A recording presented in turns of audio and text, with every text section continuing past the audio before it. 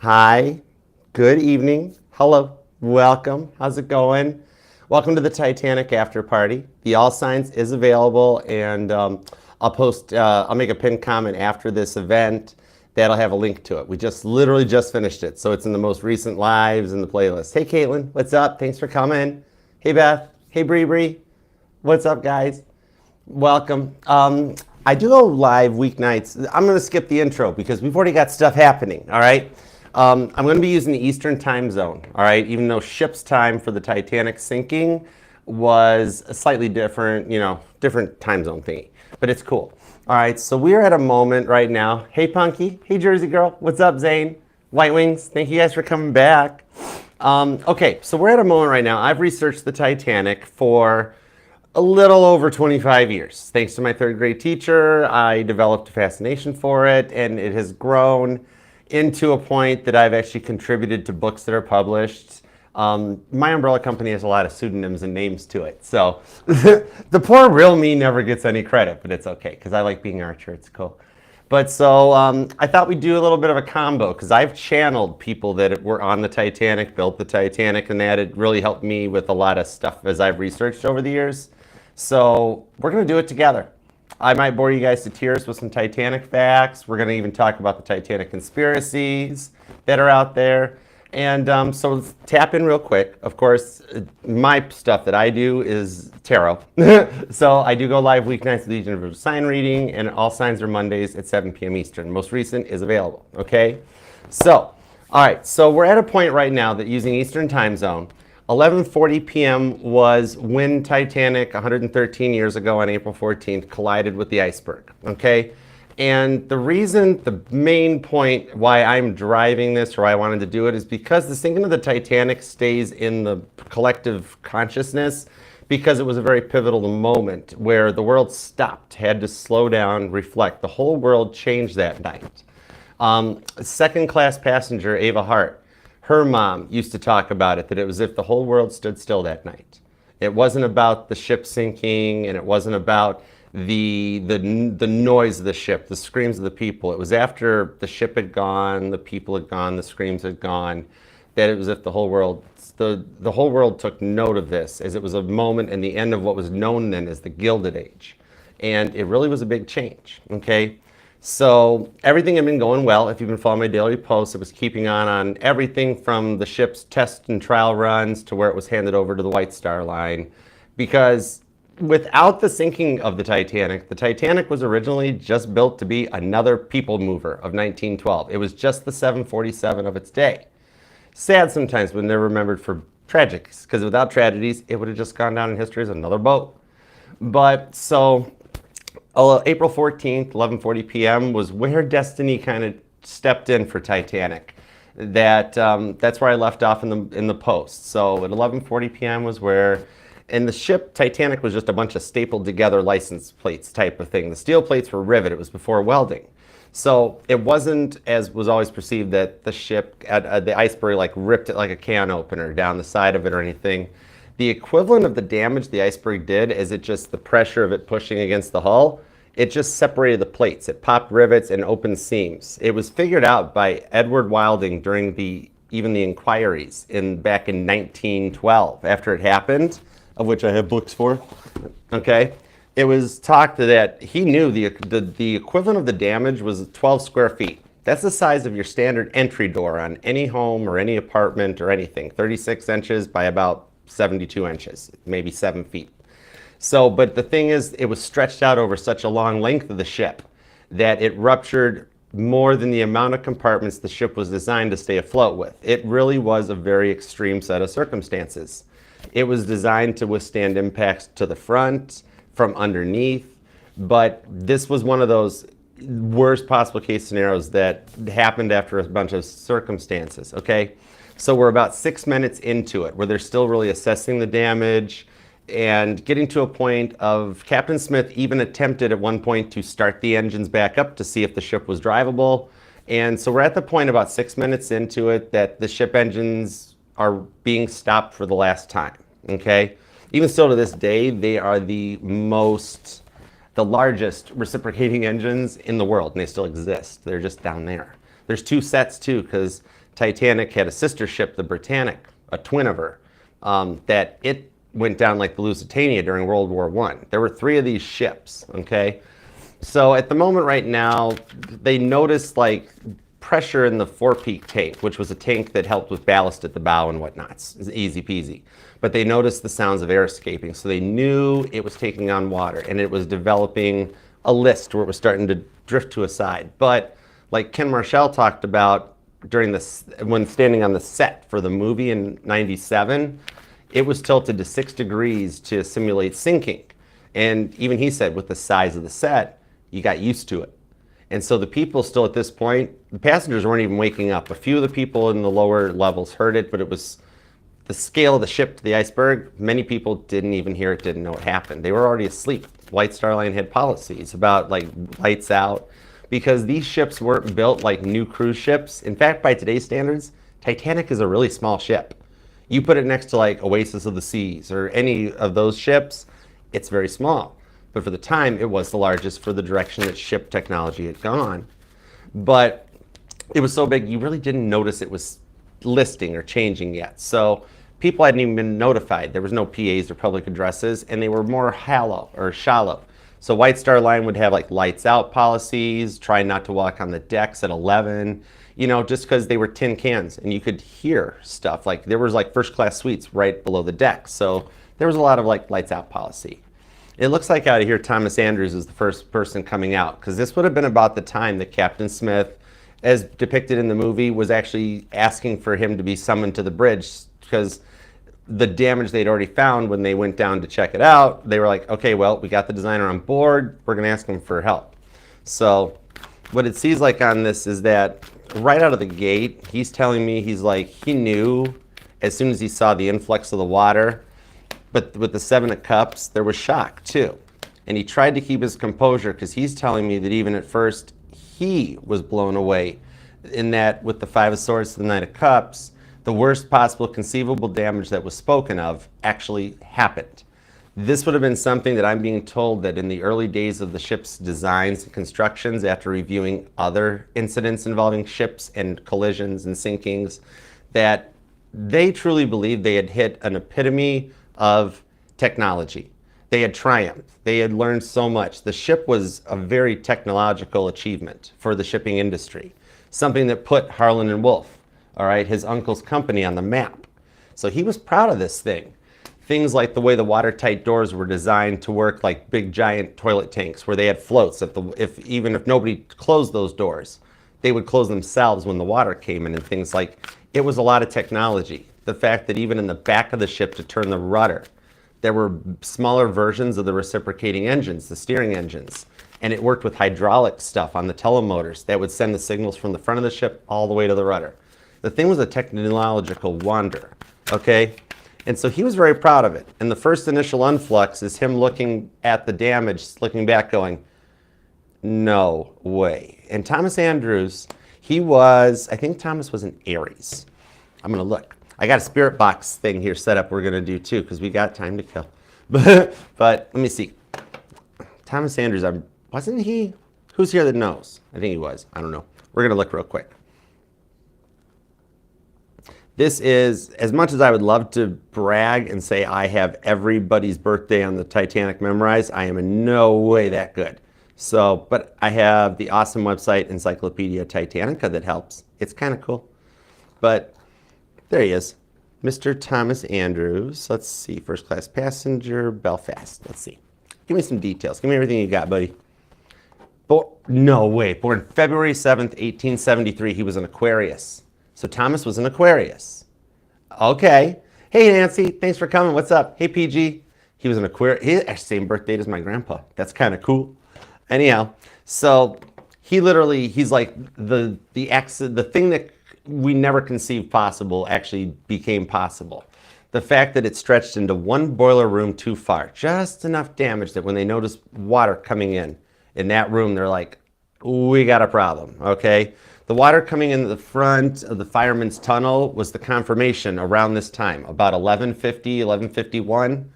They noticed that it was coming in. All right, so this started where the Fireman's Passage started taking on, where the bow had almost taken more of a, it was starting to list internally, okay? The carpenter was attempting to sound the ship. They started working on getting pumps, even converting the pumps to do stuff they weren't designed to do. First, we're going to try to pump the water out. We're going to try to keep it out of one boiler room. So they were beginning a big struggle for something that Thomas Andrews, even as an Aquarius, would never have conceived. Like if he were alive in today's day and age and this was happening, this would be like a no way. You know what I mean? Oh, that's cool, Human Collective. That's your sister's birthday too. Hey, Nancy, what up, girl? Louisiana. I want to visit Louisiana too. We got 2 Nancys here right now. It's cool. Hi, Patricia. Oh, fellow Aquarius. Thanks for being here too. So on this one, because remember even Thomas Andrews, he wasn't the original designer. It was after Andrew Carlisle, or Alexander Carlisle. There we go. Sorry, wrong name. Fixed it. But as he stepped down due to a bit of, you know, discrepancies in the number of lifeboats, because the original design called for 64 lifeboats, but it wasn't nobody's fault. And about this time, 113 years ago, Andrews was realizing that the regulations by the British Board of Trade were out of date because Titanic did nothing wrong. It was what they knew at the time. And that was that due to accidents and conceivable sizes of ships, if the ship was over 10,000 tons, it only needed 16 lifeboats. Now, Titanic was about 4 times that size, but the regulations didn't keep up with the technology. So they stuck to the rules. 16, we're over 10,000 tons, this is all we need. Then they even one-upped it and they put collapsibles, little like ones on near the funnels, those ones that you see at the end that are flipping over and rolling off. So they exceeded the regulations. They were, and besides, even at this point, as this is around the time that like the carpenters arriving on the bridge, reporting back about the cargo hold starting to flood, mailrooms taken on water. And mind you, we're only 13 minutes into this event, okay? So Captain Smith is starting to face reality. Thomas Andrews is also this is about the point in the scene where in the movie that she's made of iron, sir. Assure you she can, and she will. You know, that one, okay? I apologize to anybody from Ireland that is watching right now for my poor accent, okay? But so this was the point where he realized they had very little options, that he could calculate in the amount of time the ship was taking on water, that how long it would take the ship to overcome itself. Because even though it had those watertight compartments, they didn't put tops on the compartments. So they designed them so that the walls of the compartments went up above the water line. That way, in the event of 2 or 3 or even 4 compartments filling with water, it wouldn't change the gravity point so that it went below the tops.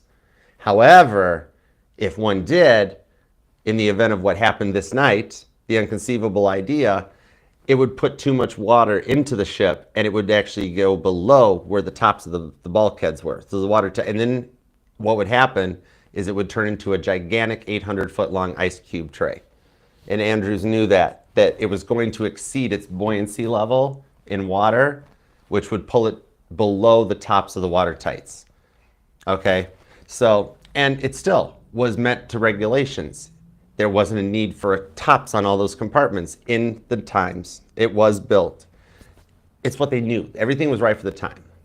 Some of the conspiracy theories that Titanic sank due to like faulty steel, bad rivets, stuff like that, is not the case. By today's standards, yeah, subpar. But a lot of metallurgy and stuff has changed in 113 years. Back then, with the technology they had, it was the best that they had at the time. Harland and Wolff made a reputation of building the best ships. They were worldwide known for their ship construction. They wouldn't throw junk at this thing. There was a reputation on the line, so much so that the owners, the designers, always traveled on these things on their maiden voyages. They worked with the absolute best technology they had at the time. The whole thing was built by hand, okay? But now we're at a point where people are starting to awaken in the bow to people like shouting or jumping out of bed, water, puddles. A lot of the crew were stationed up in the front of the ship, okay? And even on an engineering standpoint, for the awesome little conspiracy that if Titanic had ran into the thing head on, it would have survived. Okay, scientifically, quite possible. I'm not a scientist, I'm a tarot reader and a historian, so like awesome Titanic people, like Ocean Liner Designs here on YouTube, Park Stevenson's pretty cool, would be able to like understand the exact like NTSB design of the ship. But to channel First Officer Murdoch, who was the one on at the time, which I've channeled him before, and this is one of the stories that has come up at this point, because First Officer Murdoch was the officer in charge, okay? And at that time, with the Three of Swords, he's like, okay, sure, hindsight's 2020. We can have a lot of armchair captains here that are like, yeah, it should have ran into it head on. But he's like, if you were me and you were driving the company's brand new boat, would you want to put it into that tower moment and just be like, yeah, just send her, bud? Or would you want to take a much safer approach to things? It's no different than you would be very brave if facing a car accident to not try to swerve to avoid it and just be like, just send her, bud. I'm going to go for it. So he did what was right for the time and his instincts. He's told me before Three of Swords, the way he saw this thing when he got the notice, which he was processing it. He's told me as the bell was ringing, he had already seen it. And he's like, I had a what the bugger is that moment. Just as the bells rang, and then I'm like, oh, you're not imagining stuff. You are seeing something in front of this thing. That's why he already could tell it was just a skosh off. And he knew the safest bet was to turn the ship left, which takes us into the fun talk about like the rudders. And for those of you that notice that the ship turns left, it's accurate, but First Officer Murdoch orders hard to starboard, which in boat talks means right. So the reason for that is that this was a time that the shipping industry was transitioning, and tillers, like on yachts, sailboats, they respond to tiller commands that you have to actually turn it the wrong way to get it to turn the way you want it to go. So there was a little changeover, but they knew this. Captain Smith noted and told all the officers on any ship he captained, they used tiller commands, okay? So he made an attempt to port around it. The rudder was good and aptly designed. It was weighted well. It just was too close on that. But let me do a couple super chats too. All right, let's see what we got on this. All right, we're gonna use the Titanic deck to keep channeling. So right now, the passengers are starting to stir and hearing noises in the other decks and stuff. Remember how it's a tin can? So right now is a lot of stewards and passengers interacting, being like, that scene's in the movie, what's up? Why have we stopped? There's talk of an iceberg. It's like what I talk about with the Nine of Swords. Everybody, it wasn't the accident, it was the silence. They had gotten so used to the engines vibrating the steel, the motion of the boat in the ocean, that it wasn't until the engines were stopped for the last and final time and all the vibrations went away in the ship that everybody's like, wait a second, why have we stopped? Why is it quiet? And that's when everybody started stirring. So, okay, let's do a couple super chats. I'm trying PG. 2 hours, 40 minutes tops. I have no options. It has to be like that. I can't rewrite history. Ooh, or could I? No, I can't. I'm not that good. I am still just a human being. I just read tarot. Okay. Let's bust out a couple super chats real quick before I bore you guys all to tears. All right, Nancy, I'm going to combine your stuff for you. I don't know if we're doing this or not right now, but I'll just shout them out because it's a force of habit. It's muscle memory. So Nancy, you're going to be at 1833. Whether we use them or not, it probably won't be after this because I will pass out. Okay, let's see. His reaction on your dance on April 18th and feelings. And can your friend open a salon? Oh, those are some cool questions. Okay, gotcha. Let's see what we got. Okay, for you, we have the Hierophant, Eight of Pentacles, and the Ten of Swords. He was actually a little overwhelmed by it at first that he's processing. He's like, wow. That was really good. And not even looking at it from an intimate approach, but just like a, wow, you have a gift. I didn't know you could do that.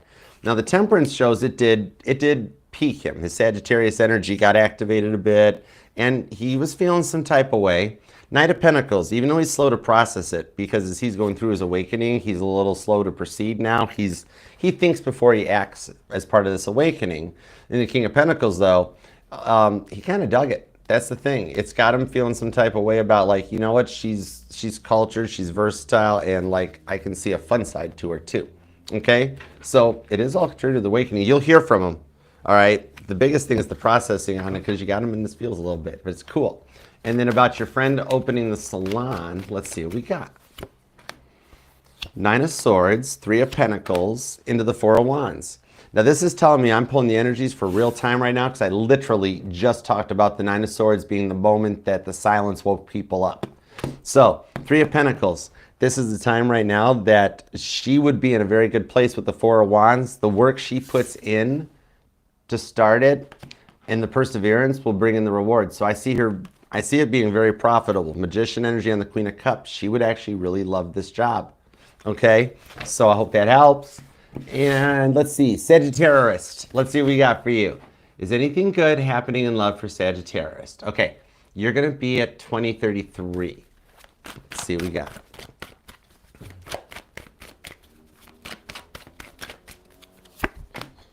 Hermit card. Oh, okay. What I've got on this, I do hope it translates to something good for you. But this thing I'm seeing happening soon for love is that you have been closed off to somebody from the past that is going to be reaching out. That they've done some work to change, to clear out some stuff and reprogram their minds from clear back to like their upbringing, how they were bullied through school, and the pressure they put on you. And with the Queen of Wands, it shows a bit of the third time's a charm with the Eight of Swords. They're getting ready to reach out. They're a little nervous at the moment, so they're holding themselves back. But that's my girl Violet Jessup. I'm sure we'll talk about her at some point tonight. But this girl survived all three of the Titanic ships. Titanic had two identical sister ships too. And they all got in accidents. Two sank. She was on all of them, but she survived all of them. So you guys can actually come through this time and you actually grow stronger. It's like the test or the lesson never ended. You guys are getting ready to complete the test and pass it. Okay? So I hope that helps. All right? I hope it was passed, but I'm being told that's what's coming in. All right? Okay, let's see what we got next on this one. Lady Faithful. All right, I'm going to knock you out, Lady Faithful, at 21:57. We're just chilling. It's just hangout time. I know when I made the title cards, I still had my jacket on and stuff, but I just did a whole all sides. I wanted my hoodie. These are like the most comfortable hoodies. And check out Caitlin's merchandise, too. She sells them. I know I've got one up for the contest this month, but she sells them.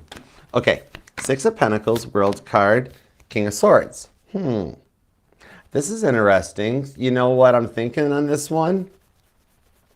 What messages do you get? Love, person, DA. What I'm seeing on this one is that with that King of Swords, he's going through a change of mindset. He's using his words wisely. Like, you know how he used to like even a big part of the disconnect on this one was how he spoke without thinking.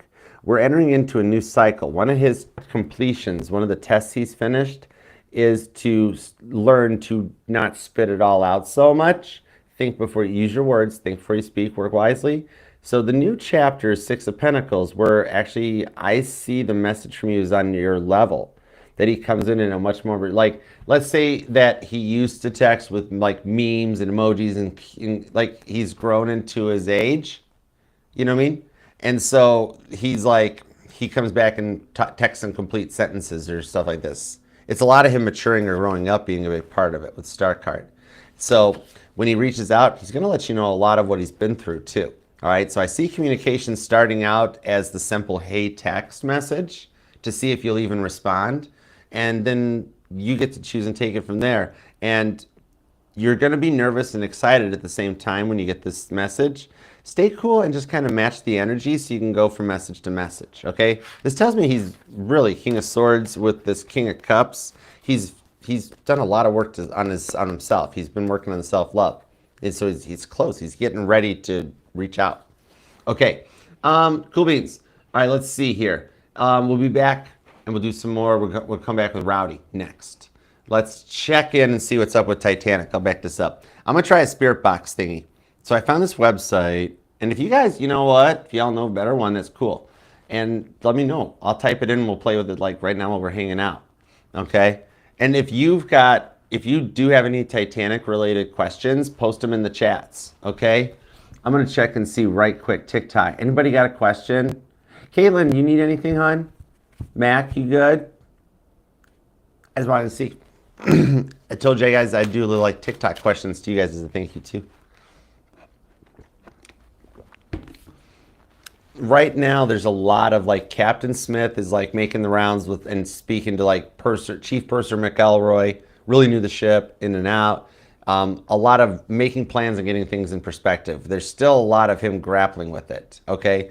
And them starting to get ready to prep the lifeboats. A lot of that stuff started happening right around midnight. The first 20 minutes was a lot of assessing, and everybody's starting to awaken and come to terms with things. So as the crew's like starting to get ready to lower the boats down below, they're still trying to do a lot of like anything possible to save the ship. One of the biggest things is going to be to try to use those pumps to pump ballast and to try to keep the ship as level as possible for as long as possible to avoid it from like capsizing or going down in some weird perspective. So once Chief Engineer Joseph Bell knew about what was going on, oh man, should I give a chance to Leo? You totally should. Yes, Leo is, you can trust Leo, okay? Sometimes they get nervous about proceeding, but deep down there's a lot of love and loyalty between the two of you guys. Absolutely, I feel you should. Six of Cups, yes. This says you guys have a nice deep soulmate connection, so it'll be a nice connection. It's not like a twin flame energy. So yeah, Leo's totally cool and worth it, okay? You know what? One of the worst joke pranks she had was, PG, one of the worst pranks that she had was, I think it was in the 60s, maybe 70s, but there was a thunderstorm in the little village she retired to, and she got a phone call. The phone rang during the thunderstorm, and she answered it, and the phone was, is this Violet Jessup? And she's like, yes. I mean, it was the 60s, 70s era, so people still talked on phones. They weren't always like so nervous about talking to people. And she's like, yeah. And like, Page of Pentacles, there's the message, Fool card. Is this the one that saved a baby on the Titanic? And she's like, yes, I was on the Titanic, yes. As a lightning bolt hit, I think it's her memoirs where she talks about this, or it's a book about her, that as the lightning bolt struck, the voice on the phone said, I was that baby, and then hung up. Page of Cups. It might have been Lightoller pranking her. Page of Cups is Charles Lightoller, and Lights was a bit of a prankster. He was an Aries, so I could see that stuff. And there was rumors. Okay, there was rumors, but we're sticking away from the rumors. This is about the real deal. Page of Cups, Temperance, Two of Pentacles. So she took him with a grain of salt. It wasn't so much that they were frustrating, but she tried to stay kind of just to herself after everything that happened. Okay? Ace of Wands. It would kind of like, it would light her fire. She'd get upset and frustrated at first, and then she started to kind of like just roll with it. But, yep. That would be an interesting discovery if we just found out that it was possibly Charles Light. No, he was already passed away. That wouldn't have worked. Okay, never mind. Anyways, it was exactly totally different. Oh, that's because you're such an awesome mom, Caitlin. That's awesome.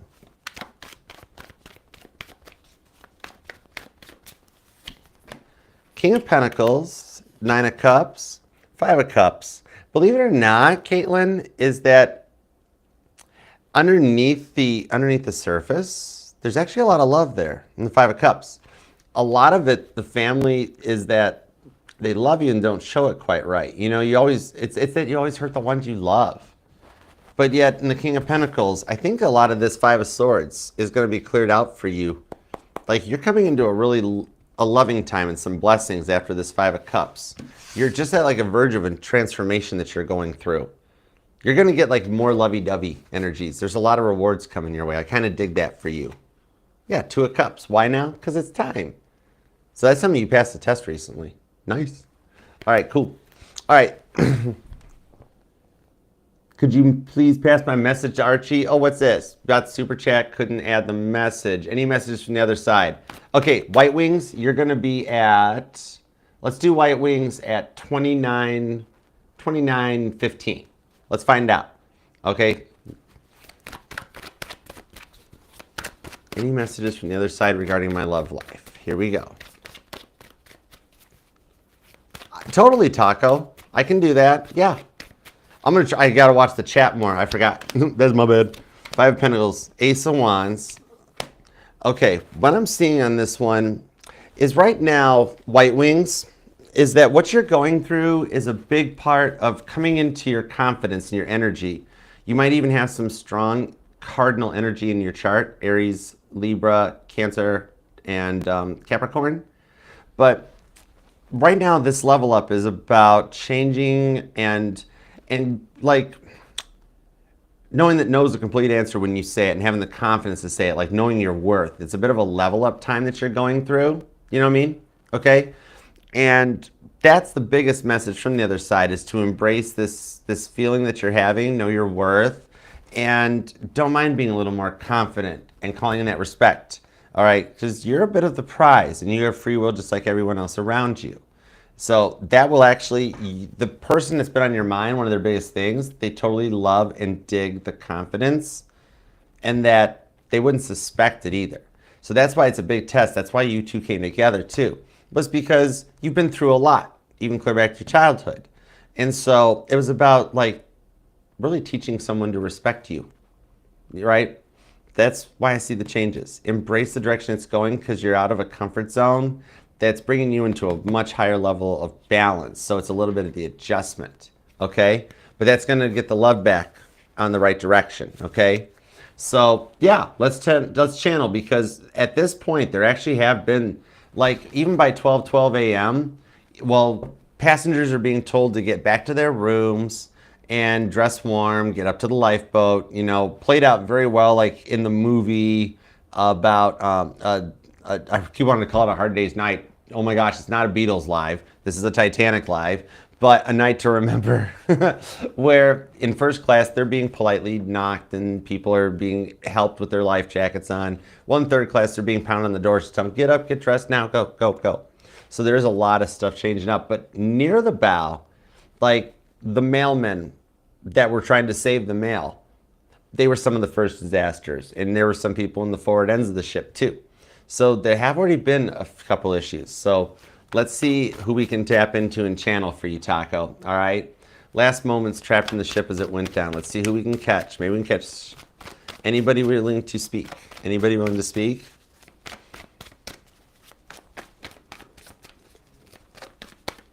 This is kind of cool. Thanks for hanging out, y'all. Even as a small group, it's cool. 3 of Swords. Okay. 6 of Pentacles. Let's see what we got. All right. Okay, you've been listening, Spirit Box, because it says here, ask your questions for the spirits either out loud or in your mind, then press the start button and watch as the words selected by the spirit appear. Okay, here we go. Taco. All right, we already got, I'm not even touching the computer yet. It's saying touch. Okay, crystal. I'm still not doing it. Okay, touch, crystal. I'm being told we're speaking to somebody that was like one of the early stewards, like they were put, butcher, I knew it, not steward, it was in the kitchen. Somebody like, because I was seeing like crystal chinas and goblets and things like that. So this is somebody that would have been like maybe working as a steward. The name's Katrina. Hang tight, y'all. Remember that name, Katrina. I don't know if that fits well, but we're going to see what that does with the passenger list. I don't know. So it's a man. And the name of Katrina is the person back home. The first person on their mind as they realized the ship was Tony. We need to find a passenger or a crew member named Tony or Anthony. Okay, we'll see what his story was. Life. He had a good life. 2 of Pentacles, Justice card, Star card. He didn't know why this happened. You're okay. Okay, and I'm tingling, y'all. You're okay. All right, gotcha. Star card. Hail. 4 of Swords, 2 of Swords. It's as if he's telling me that the way the ice shattered on the well deck was like hailstorms. And the name Jane, Jane, Jane comes up. Hailstorms, might have been somebody named Jane. The biggest image I'm seeing, 2 of Swords, 4 of Swords, is he did not want to believe this. It was more of an energy of, with the clean on this, he was cleaning the crystal goblets. Like he was doing some of the, by candlelight. So it was after lights out. He was up, like putting away, like setting the place settings for the next day. Okay, like resetting all the tables. All right. I got you. He might have been of a bit wilt. Oh, relating to the December 9th post. Might have been even changing or taking out some flowers from the vases that were on the tables. So this was resetting the place settings. He was just planning to get ready for Monday breakfast service. This Anthony name, okay, the names we're looking for are like an Anthony, a Jane, then we got a Katrina. Okay, but I'm being told Katrina was like this person's person at home. And I just got no, K-N-O-W. You know it, we look. So he was sorting out like maybe the dining room or the veranda cafe, which would have been on one of the decks. He was doing the work. But he had the ability to like go out and look towards the front of the ship in the well deck, like where Jack and Rose were watching the ice stuff happen. I can tie it to movie moments. But like when he saw that, I found Mom. So when he crossed over, he was reunited with his mom. I found Mom. Radio. Something about one of the radio operators. As above. So maybe at one point he spoke with a mom. Okay, I don't want to end the I don't want to end the channeling session. Hold on, let me see if I can turn this towards you guys so you can see some of the words on the screen. Okay, I don't know if you can or not. I hope you can. As above, and then play. He's telling me about watching the people on the well deck playing snowballs with the ice and like playing soccer, bouncing for football. All right, lady and demon. He's telling me a story of it's like a woman approaching and it's being too late. So this shows he was still on the ship and I'm seeing a very freak out vision, okay, of another woman running into him near the back of the ship. And she's like, the look I'm seeing on this woman is like a demon, like freaky, okay? Like this woman was in a total freak out saying, it's too late, the boats are all gone. So it's telling me this person, the way that it ended for them was the hypothermia, which even leads back, okay? Slope and ending. So this person went down with the ship. Oh, wow. Okay, the energy of this person is transcribed in the 1997 movie as one of the people that fell off the ship. And in the movie, it'd be one of those actors or CGI doubles that bounce off of one of the capstans and you hear the clang. Okay, heads up, earthquake and breeze. Around the time the ship split in half was when he was parted with the ship. Because the sound of it was like an earthquake. Breeze, fair, cant. So the cold air and the water, it does look like hypothermia would have been what took this person. Good. I just got a good. Thank you. Okay, let's see who you are. I'm going to go look you up real quick. Thank you, Tony. Celebrate. Oh my gosh, this guy is like, thank you for letting me get my story out. Whoa. Okay, let me go look up some crews. Okay, we need like a Tony. Let's do a search. I'm gonna go as quick as possible. What time is it? 12:19. Okay, 12:19 a.m. Titanic time. Okay, gotcha.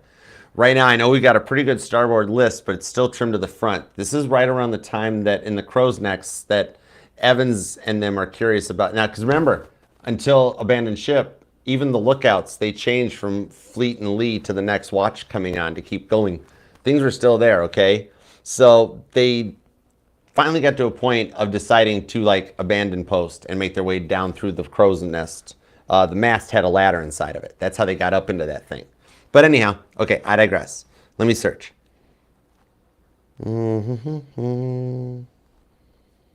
Filter records, please. Give me everything you got on Tony's. No records available. Okay, let me run back over and see what else we got real quick. Let's see what else I got.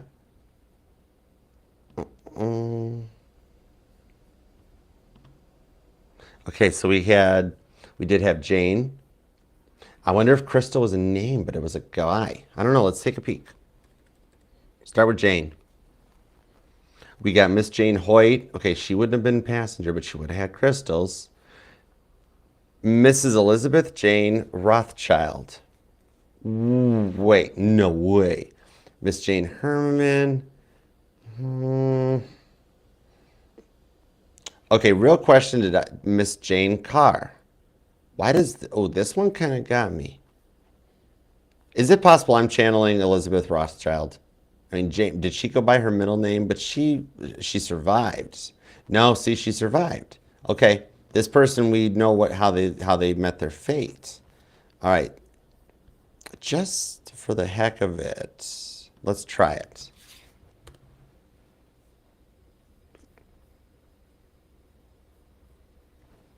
Crystal.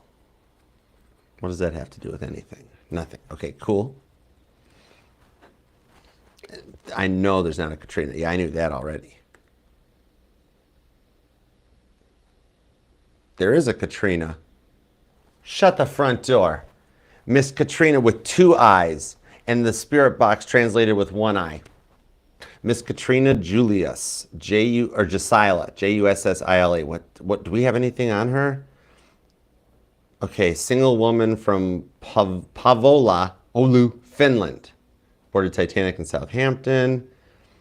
Was traveling to visit an uncle who had a Finnish employment. Passed away in the sinking. Nothing about crystals or anything, though. But we do got this. Who had a Finnish employment agency in New York. Both women passed in the sinking. Bodies never discovered. 75 pounds in compensation for the loss of both daughters. Okay. Let's see. She was a 20-year-old female. She was single. She was a third-class passenger. Her occupation was a servant. She was a server.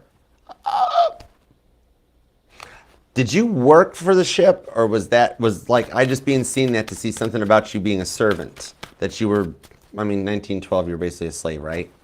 Queen of Cups, yep, that's me holding up a glass goblet for one of my people, cleaning it for them. Holy crap. Whoa, I got chills.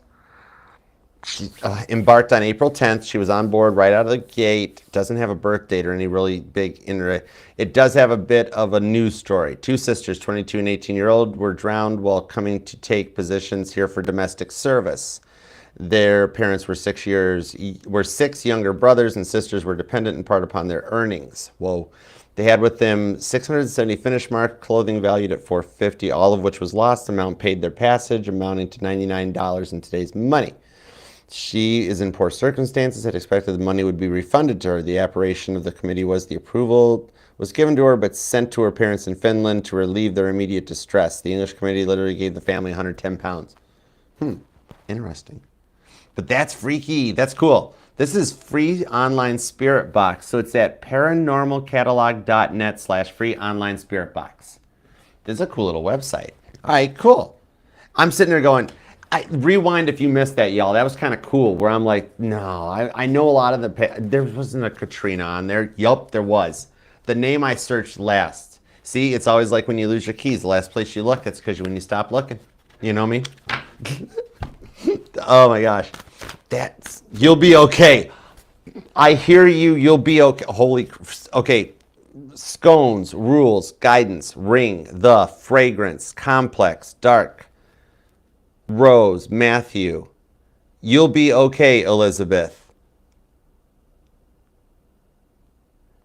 Wasn't the Rothschild Elizabeth Jane Rothschild? Blue. Oh, I just heard Caitlin singing that song. That's kind of cool. Oh my gosh, that's freaky. It's not stopping. That's the weird thing. It says I've got to click it to make it do stuff. It's like, see how it says tap the start screen? I'm not tapping it. It's just doing it. And I've got chills. I feel my energy in my arms. I'm doing this. Whoa, it's so cool. This is why I love doing Titanic sessions. Jasper, blue jasper, blue jasper, blue jasper. So this woman, like a perfume scent of blue jasper I'm being tied to as well. So I am seeing the hymotherapia that felt like the energy of the 1,000 knives, the pins and needles. No wonder, control. She had a hard time, but she's telling me with the word reincarnation, she's saying that her religious beliefs, even in this timeline, 1912, she believed in reincarnation. We see. What else? Please? Okay, my turn. Sorry. Put play. I'm working on it. control, play. Okay, death card.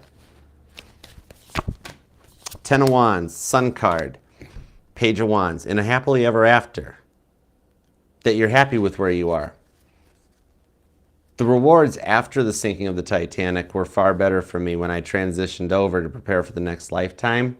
Instantly, the pain, the sounds of the ship, the pain I felt in my head from hitting, the feeling of all the lack of air, the oxygen, the not being able to breathe, the freezing, it instantly went away. And with the Page of Wands, I was instantly ready for my next adventure. For as horrific as the sinking of the Titanic was for the survivors, it was far more peaceful for the victims. Whoa. What do you got on that? The Prophet read kids. The Prophet read kids. Whoa. Love.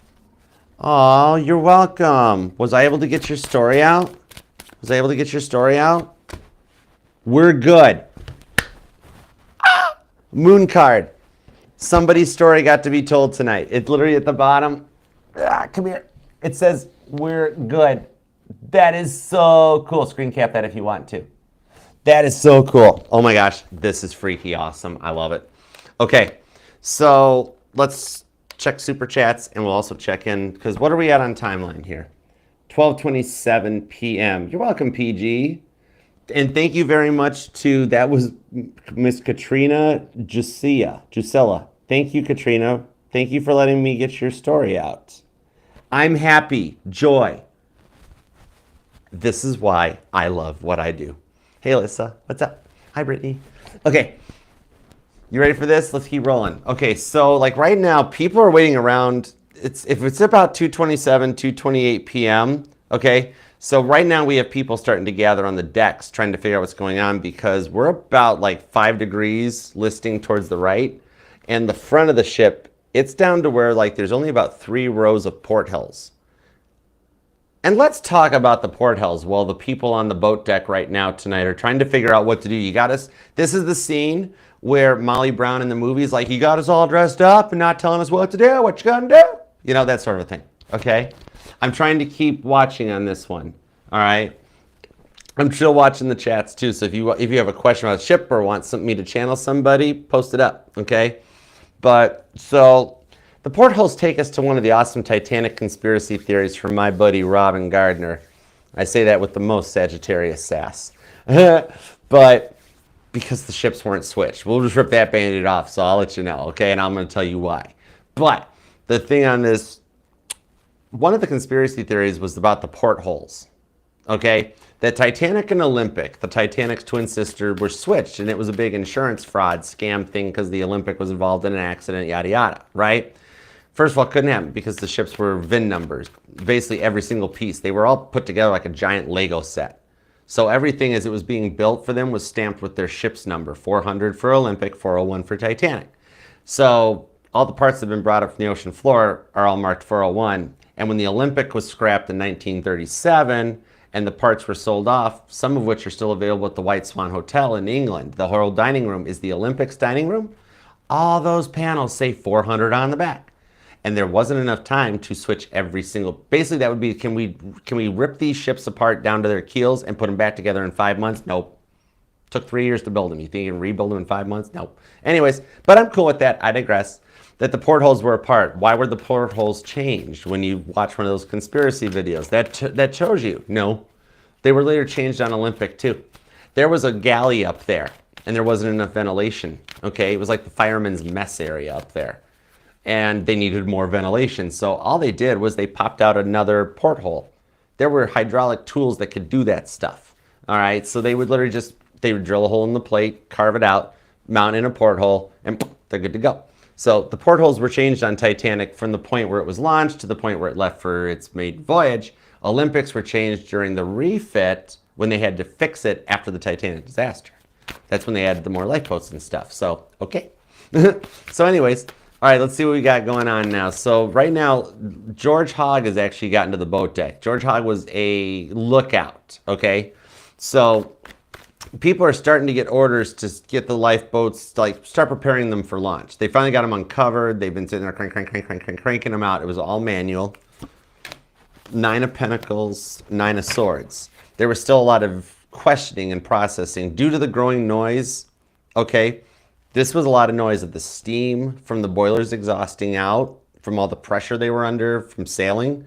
Then we also had a lot of noise starting to happen as people start trying to like find their way through the decks and the corridors. Okay, third class, this was a big deal way down in the ship because you had people speaking a lot of different languages and there weren't many interpreters on board, let alone interpreters that spoke like every language. Titanic was like a city at sea. So there was a lot of people that couldn't read signs. It was like boat deck with an arrow and stuff like that because they didn't understand English, you know? So there was a lot of translation frustrations and then people trying to like sea duties overall and roaming and getting permission to swing boats out. And there's so much happening. It's starting to get a little freaky, a little nervous on deck. But the passengers, they still don't see it from their perspective, okay? Because we've only dropped like about 3 degrees. So on the rows of portholes, you've still got at the front end, like 1, 2, like 3 rows of porthole lights still visible. But there should be 5. So anyways, I digress. Water break. What are you guys up to? What's going on? You want to do more of this stuff? Oh, thanks, Caitlin. Let's see who we can channel. Is there somebody you'd like? Let's talk to about a family.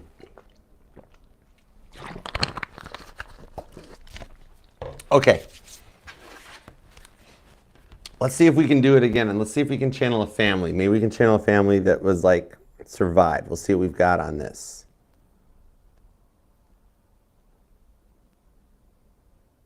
Groove, water, feel, complex. Okay, got you. Identify. Okay. So we're looking for maybe a family or a child or someone that survived the Titanic and passed away of old age. I want you to know. We're in. We're in, Caitlin. Let's do it. Let's go, Kate. All right. I want you to know. And I'm hearing a Beatles song. I want to dream. Okay, dream. I want you to know dream. 6 of Pentacles. I'm getting chills. This person is one of the people that had a premonition of the Titanic sinking. They want you to know they had heard tales and stories and that this person, Kitty, not Cat, but Kitty, this is a child that had a dream before sailing the ship that the ship would sink. So this child knew Caitlin, okay? 6 of Pentacles, 3 of Swords, 6 of Swords.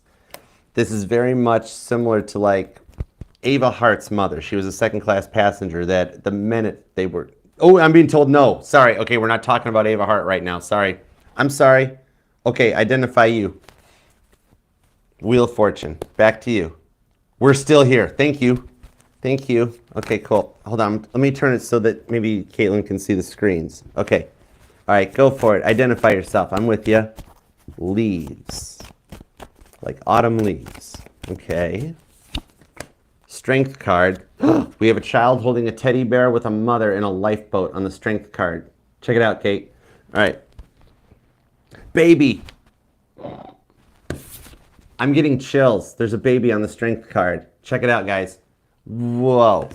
Okay. Can. Chariot energy. Happy energies on the ship. Ace of Swords. Spirit. It's Frankie Goldsmith. What is? Are you Frankie Goldsmith? My intuition is telling me you're Frankie Goldsmith. I don't need name clues. Back. What is back? What is back? Flying.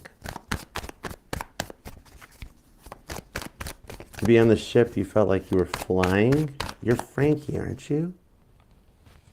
End. Okay. Ace of Cups. Flying and Ace of Cups. Elise. E-L-I-S-E. Maybe I'm wrong. Maybe it's not Frankie Goldsmith. Melissa, what's up, girl? Oh my God, I'm so glad you are here. I just learned that Thomas Andrews was an Aquarius too. How cool is that? Y'all, you need to follow Melissa Arsh. Her history podcast and her Titanic knowledge is top shelf awesome. Are they? Oh my gosh. I'm going to put a link up for Melissa's stuff. Y'all need to check out her history podcast and stuff. Oh my gosh. And she's got the other Titanic deck. She does. You rock, girl. Thanks for coming by. Okay, we're trying to figure out this child. I thought it was Frankie Goldsmith. This one's not. Leaves, baby, can spirit. Light, help. Want light, help. Did you show up and this is a lights energy? I'm gonna look. I'm going to the Wikipedia. Boom goes the dynamite. Okay, I'm with you. I'm with you. I am so glad I looked over. Okay. All right, I'm looking. Eugene Elise, Anderson, Dyer, Rowan. Let's go for some stories. All right, let's see. Elizabeth Walton. There is that Miss Eugene Elise Lorette. I forgot about that. Lights help. Yellow. Listen. Sour will peace. Glass. King of Wands. Queen of Wands. Does she have affiliations with Violet? Because Violet showed up on this one. With the King of Wands. I got Ben Guggenheim too, though. I'm happy. Will, peace, glass, I'm happy. Okay, so Caitlin, I think even with what Melissa's catching in, you do see Violet? Yeah. Our girl's here. She's hanging out. Lights was just here a minute ago. All right, I'm happy. Shatter. Kindness. So she's showing me like a memory of like a shattered glass is what I'm seeing. Or like the shock of ghost. Is it that I think Elise has a memory of like glasses sliding off tables? Is that what it is? Then we have demon. It scared her. But kindness into the ghost energy. Lighter. She keeps going with the light stuff. I think she's got a little bit of a story about her and Light Taller. You might even know it from your history stuff. But okay, Caitlin, what I'm seeing on this one though, is that, do you got a backstory on her, Melissa? Did she survive? This teddy bear, like she's telling me it's like she didn't.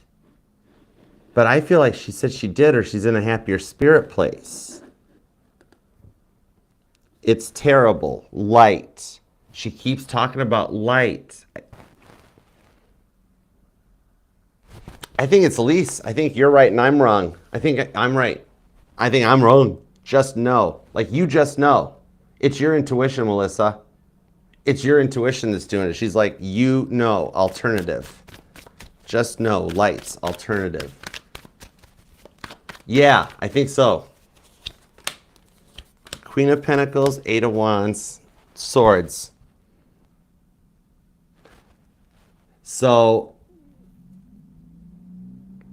her biggest scary, like if she's telling me the sounds to her was the shattering glass. That's what she didn't like. It's terrible. And it seems like a lot of memories about the lights. No, you're good. That's cool. I'm with you. I'm with you, Melissa. What are back? Snowflakes. If she did go in the North End project, it's like she was in a colder climate with snowflake in that. The light. She keeps repeating the word the light. I forgot about Jesse Goodwin. Oh my gosh. Give me something. Project letters. Project letters. Let's take a peek on this.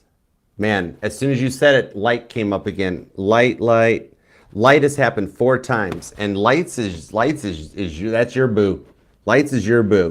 So let's see.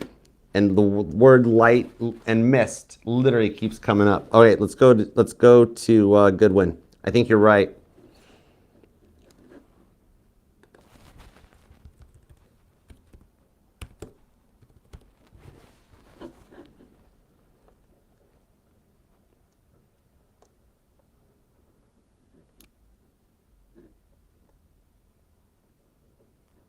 There you are, Jesse.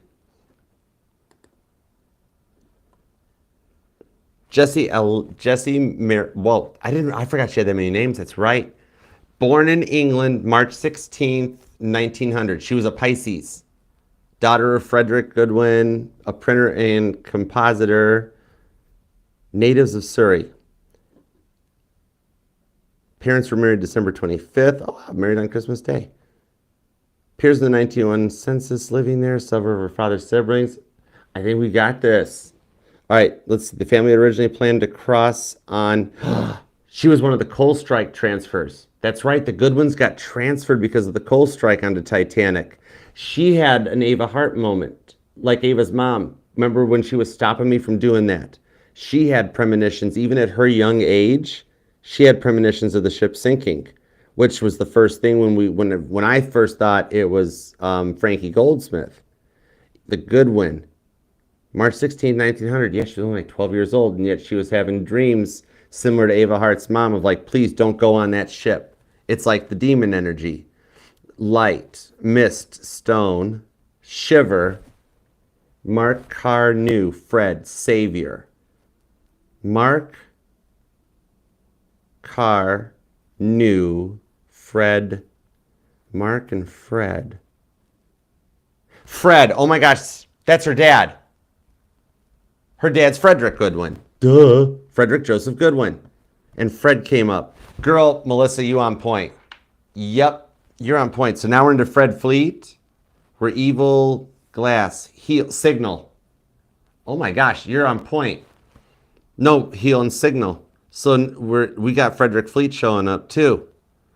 But okay, so Caitlin, what I'm seeing on this one, let me give you her outcome. Let me fill you up. Like most families traveling third class, those with the boys, the entire family was lost in the sinking, Caitlin. And your son is born March 16th. And oh my gosh, Caitlin, we channeled a March 16th Pisces for you. Whoa. The light, flickering lights, Caitlin. Heads up on flickering lights. With Melissa helping channel this energy in here, definitely flickering lights. That's your signal. That's your sign, Caitlin. Now, the entire Goodwin family, as I think Melissa's talked about the Goodwins. Melissa's got a way deeper knowledge on the Goodwins than me even. They were all lost in the sinking, though. That's the big thing, though. You have a lot of light around you and lots of lights. So it is saying a lot that, some of the last memories that she had, that Jesse Goodwin had, were of the lights exploding. The lights, as like circuits were popping and breaking, the lights flashing, the lights going out. She's showing me the scene from the movies. The scene where Rose is down in the hall and the lights are flickering and she gets back against the wall like that. She's showing me that. The lights, the flashing and flickering of the lights freaked her out. She didn't like it. We're here, ears. I miss you. She misses her dad. And we got Frederick Fleet still waiting too. We're here, ears, we're here. Summer. Caitlin, didn't you just type the word summer too while Melissa was talking about that? Come here. I have the word summer on the screen. They connected to you. Trust in your light. You're surrounded and protected. When you have those fears and you feel like Rose down in the flashing energy, trust in it. Find the warm. Your happy spot for you is summer. Find your happy spot. All right? It'll let you get through those moments just like Rose did, because you have a lot of energies lately that you've been feeling like that. Just breathe like Rose did, and okay, I got to do this. All right? You got this. As above, so below. Whoa. I found them. She found her parents. So, okay, confirmation. She wants you. I found them. By the smell of the fragrance again. So Jessie Goodwin wants us to know that before she passed away in the sinking of the Titanic, she found her parents and the family, because in third class, families were separated. Single boys, single girls, families. It was different. She wants us to know that the whole family did find each other, and they passed together in the ship, in the bottom, as the lights were going out. So they didn't, it was dark by the time the ship started breaking. Something might have happened that they may not have been to the final end of the sinking. They were, weren't they? And Melissa, she put, I found them. She's letting us know that the family did find each other down in the ship, but by the time the lights were flickering, that was the last memory she had, was the lights, as the circuits were failing. But it put, I found them. I think it's the smell, the fragrance, the smell of like perfume or something. Something about fragrances or smells seem to really resonate to Jessie. Okay, so they did find each other beforehand. So even though it might not have made it totally into the history book, she's telling me that they did at least find each other, and they were allowed to they perished together. There's a memorial to the family in Wiltshire. I didn't know that. That's kind of wild.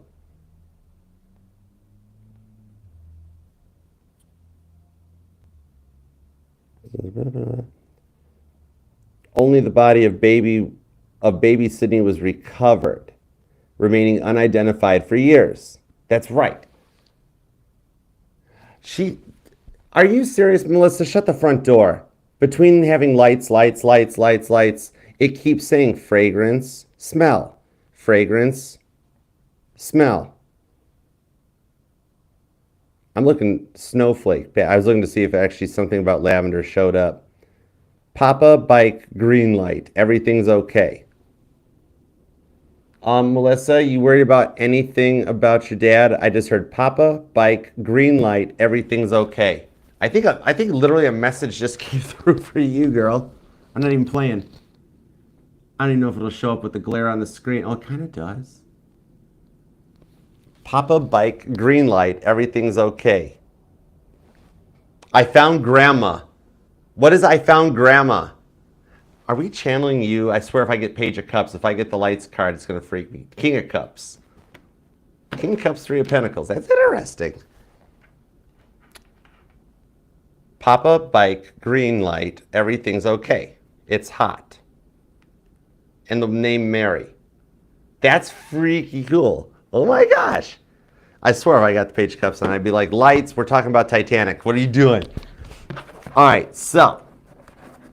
Caitlin, don't play with Grandma. Don't. I had two Sagittarius grandmas. You would not mess with my grandmas. That is the truth. All right. How we doing over here on TikTok? Let's do TikTok. Rewind, take two. YouTube. All right. Let's get back into the super chats. All right, Rowdy, you're up next. Okay, Rowdy, you are going to be at 107.43. Okay, that puts us, so it's about 12:49 a.m. Titanic time based on Eastern time zones. So now we've got CQDs going out. They're sending messages from the wireless room giving the positions of the ship. And it's the classic, we have struck ice sinking. Please tell your captain, come at once. We are on the ice. Okay? And none of those messages would even have gotten across if Harold Bride and Jack Phillips hadn't broken the rules on Saturday and fixed the Marconi system. They were not supposed to do that. It was supposed to wait for an Arnold. Guillermo Marconi was kind of like pedantic. But they were like the tech geeks of the day, so they didn't care. They busted that thing apart and fixed it and put it back together. Otherwise, literally, the Titanic would have just been lost at sea. We'd never found anybody. But now there's a lot more conversations going on. It's turning more into a chat room on the Atlantic Ocean. Like you have the ship to Frankfurt telling them they're going to go talk to the bridge. Okay? And so there's a lot of chats. That's right, OM. That's right. So you got a lot of stuff coming. And then you did have some ships that couldn't process it and like, wait, what are you talking about? What's the matter? And it's like, I don't have time for this. Okay, meanwhile, Rowdy, I'm going to read timestamp you. Sorry, bro. 109 even. Let's try that. Okay. MGY to MPA, we require assistance. MGY to MPA, we require assistance. Okay, Melissa and I are doing Morse code now. It's cool. 10 of Wands. All right, let's see the Titanic. Oh, that's cool. You're going last few days. Anywho, haven't heard from Hot Scottish Doctor either. What's in love? Let's see. What is love? Well, that's something that you're feeling. Baby, don't hurt me no more. And oh my gosh, I just had an image of you going into the Titanic experience in Brisbane and walking in looking like Jim Carrey in Night at the Roxbury, like, all right, we're here for the ship. We're here for the ship. You might actually, you have the potential of meeting somebody there. It's totally possible, Rowdy. All right, don't worry about Dr. Doo-Doo. She'll be okay. Dr. Doo-Doo will be fine. You have the potential of meeting somebody. Anyways, let's keep going. All right, Carla. Oh, dude. Okay, yeah, we're gonna do Harold and Jack. Melissa, you're on point. All right, let me knock out a couple super chats on YouTube, and then we're gonna go. We're gonna talk to Harold, and we're gonna talk to Jack, because those guys were my men. They were awesome. I want to talk to Cottam too, I think. 10 of Pentacles, 6 of Wands into the 2 of Swords. This is for you, Carla Johnson. All right, Carla, you're at 110.22. All right, let's see. Why is he dragging his feet, making a move? Any advice regarding the situation from guidance? 10-4. 10 of Pentacles, 6 of Wands, the 2 of Swords. With the Page of Cups. Have faith. Carla, what I'm seeing on this one is and also thank you for the super chat. This chat is sponsored by Carla Johnson. All right. Carla Johnson is a good investment, like Johnson & Johnson. Buy the stock. Okay. 6, you got to support the stocks I buy. So I got a shout out for that. The 2 of Swords on the 6 of Wands. The reason it's not happening yet, it's not totally ready. Page of Cups. However, the fact that you're starting to feel this 10 of Pentacles to the 6 of Wands, like, a biggest part of it is a bit of knowing how successful of a connection this is. The intensity is a lot to process. He can work through this in the 2 of Swords. Have faith that it is happening in the divine timing that it's supposed to.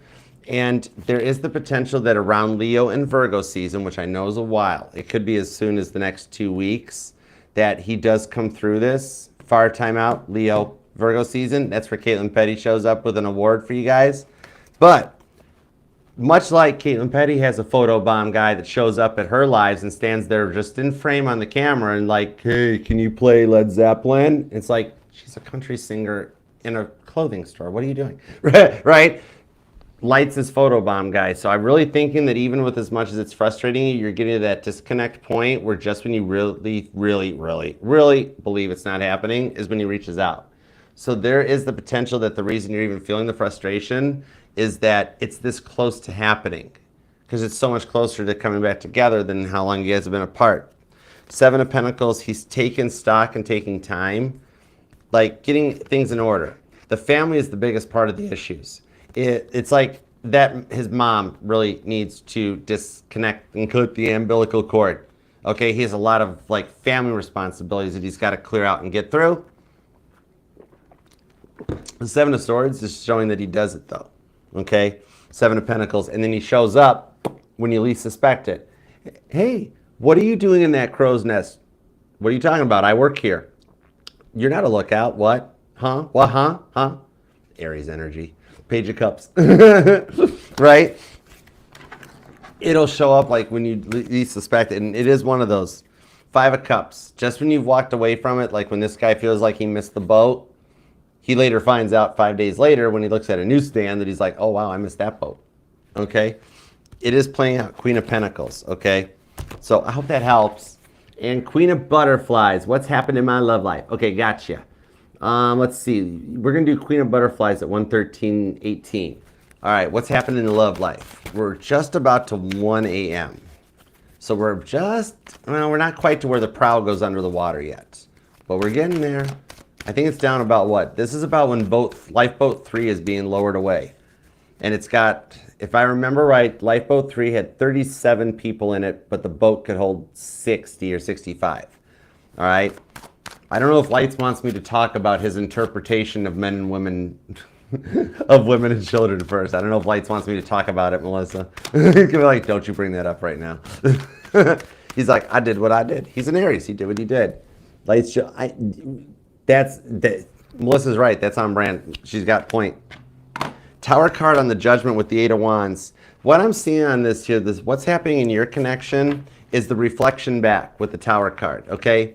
So the person on your mind is recovering from the Tower moment of what, like, wedged into this. The 8 of Wands shows forward movement for you in that they're coming back. The Judgment card, this is Officer Lightaller, earmuffs. Melissa's got a crush on Fifth Officer Lowell. He actually is a really good-looking officer. Totally. I'm a straight man, and yet even I'm like, I get a little jealous. He was a good-looking dude. Anyways, okay. Judgment card is Fifth Officer going back to look after the Titanic sink, after the tower moment for survivors. It's the scene that in the movie he finds Rose. In the real life, he found a Chinaman that was floating on the door that he saved. Okay? But apparently Rose was the stand-in for the Chinese person. I don't know. China. Okay? But this shows here he's drifting back where you're going to get a message from him with the Eight of Wands, a communication. Just kind of, I didn't hear nothing. What? Huh? Transmission error. Sorry, Melissa. I will call you back later. Right now, I'm in a tunnel on the Titanic on an airplane in a dead zone. Just kidding. Okay. Tower card and the Judgment card. What I'm thinking you're going to get here is a testing of the waters. Is there anybody out there? Is there anybody out there? So the Four Momentum leads to, I think you get a little bit of an awkward hey text, Queen of Butterflies, okay? It does start as just hey to test the waters, but it's closer than you think, okay? There's Four Momentum. And the Grand Architect is kind of lining everything up, okay? I'm even feeling on this Queen of Butterflies that a little bit of that, the Taylor Swift song. I'm hearing the line of, I am an architect, I'm drawing up the plan, okay? He's so obsessed with me and boy, I understand. So he's getting kind of in his feels a little bit for you, okay? A little bit of checks, he might be overthinking because Thomas Andrews, I love him. Thomas Andrews is my man, okay? I try to run this channel like the way he designed a ship. I think your guy, though, Queen of Butterflies, might make too many lists, okay? That sort of a thing.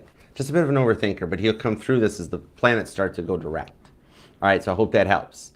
All right, let's get in. I'm going to do Scorpio Brown Sugar real quick, and then we're going to do Jack and Harold. Okay. How does First Officer feel being portrayed as a coward in the movie? That's a good question, Rosie. I think we're going to go with that one. Hang tight on that. We're gonna after we do Jack and Harold, we're gonna talk to Murdoch about that. That is actually a question I've never asked him when I've channeled him. That is, I know, right? Even dude, Rosie, she's over on the YouTube channel, Melissa. You even got Melissa, host of the History Podcast, and like knows her Titanic stuff. She is like, she's on a level higher than me. She's like, she knows some stuff because she knows people, whereas I know rivets. So this is, even she's like, ooh, that's good. So we're gonna totally do that. All right, so let's get this super chat. Let's get Scorpio Brown Sugar, knock you out. You're gonna be at 117.17. All right. Let's see. What do I need to know right now about the relationship? Okay, gotcha. What does Scorpio Brown Sugar need to know about a relationship? The Magician card with the King of Cups. Know that he is actually currently working on his self-healing. He needs to recoup a little bit of the confidence because his Ace of Wands chakra is a little out of whack at the moment, okay? Seven of Swords. He can heal from that. He's got a little bit of frustration going on his side. You got his Ace of Wands chakra activated, okay? Seven of Swords is like that he's getting through that Five of Swords and putting it away. All right, Magician to the King of Cups. A lot of the stuff you've been wishing for, even in some of your saddest times, those changes are happening on his side. I see with the Magician card, I think you're manifesting a message from him. If you've been watching some of his videos about like manifesting texts and stuff, King of Cups, I think you actually got a potential of hearing the I love you. I think you're going to get some real talk from this dude with the Ace of Wands, Star card, letting you know he's finished a lot of his healing journey, so that's cool. There's been some changes since we did that last reading. Oh my gosh, hey Scorpio Aqua Woman. What's up, Mama? How you doing? Missed you too. Okay, we'll come back and knock out some more super chats in a few. Oh, hold it. Wrong Meese. I got too many Meese in the Heese. Hold on. Okay. A Hard Day's Pisces Girl. I kind of dig that. Melissa, Pisces Girl, who's like one of the big mods over, like, and puts up with a lot of my stuff too. But she's like a Hard Day's Night to remember mashup. A Hard Day's Night to remember mashup. PG, that's, I dig it. I dig it. The band playing like A Hard Day's Night instead of Nearer My God to Thee or something like that. We're not going, well, no, it's PG. We're gonna, let's put that in production. Let's get a hold of Netflix or something. All right. All right, let's get into Jack and Harold. Let's do it to it. Okay, Jack and Harold. Okay, Jack and Harold were the radio operators. These guys were not the Beatles.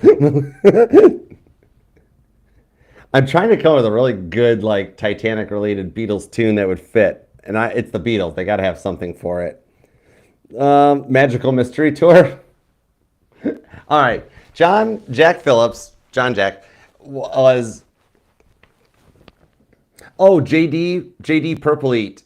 Melissa's here too. We are totally going to talk about the Titanic being switched with the Olympic. I did do a little preview into it earlier, but we are going to talk that conspiracy theory because Melissa and I have a true affection for Robin Gardner. That was my Sag placements talking. We're good. Okay. Anyways, bless his heart. Let's see. Hey, oh my gosh, Nas, girl, spinny hugs. Where have you been? I have missed you. I do actually still have a few openings for private readings this month. Yeah, there is still a little bit of time. I usually book about a week or two out, but I do know I've got some availability. Nas, I have missed you, girl. I'm spinny hugging you. It's been a minute. Fool card. Shoot me an email, archerastrology@gmail.com. Okay, I'll send you back. I'll check my schedule. I'll let you know what the earliest date I got cooking. Okay, I've missed you. I hope you're well, girl. I'm sending some hugs. I love you. Nas goes way back. We go way back in the Frankie days. We've rolled with the Frankie crew for a minute. I miss you, girl. All right. I hope I didn't catch that late. I don't know. I'll figure it out. Is Ness still here? Did I miss Nas? I probably missed Nas. It's getting late. I'm gonna find her and message her. That's cool. Or oh no, the Mod Squad's got me too. She's cool. Night, Ralph. Sleep well. All right. So these guys were really totally. I know you have rubbed off on me between you and Nashville, but you got the real twang. All right, let's go, OM. Let's see what we got. Let's tap in. These guys were like the tech geeks of their day. I've channeled my past lives, like how people are always like, I was on the Titanic in a past life. Why would you want to be on the Titanic in a past life? Although Melissa was. Anyways, but I was on the Olympic. I was the operator that during the transmissions, I was the one that chimed in being like, all stations, stop talking, which doesn't that sound like something Archer would do? Just barge into a chat and be like, all right, guys, Archer's here, Mod Squad time, right? That's me. I was on the Olympic. Okay, Two of Pentacles, the Fool card.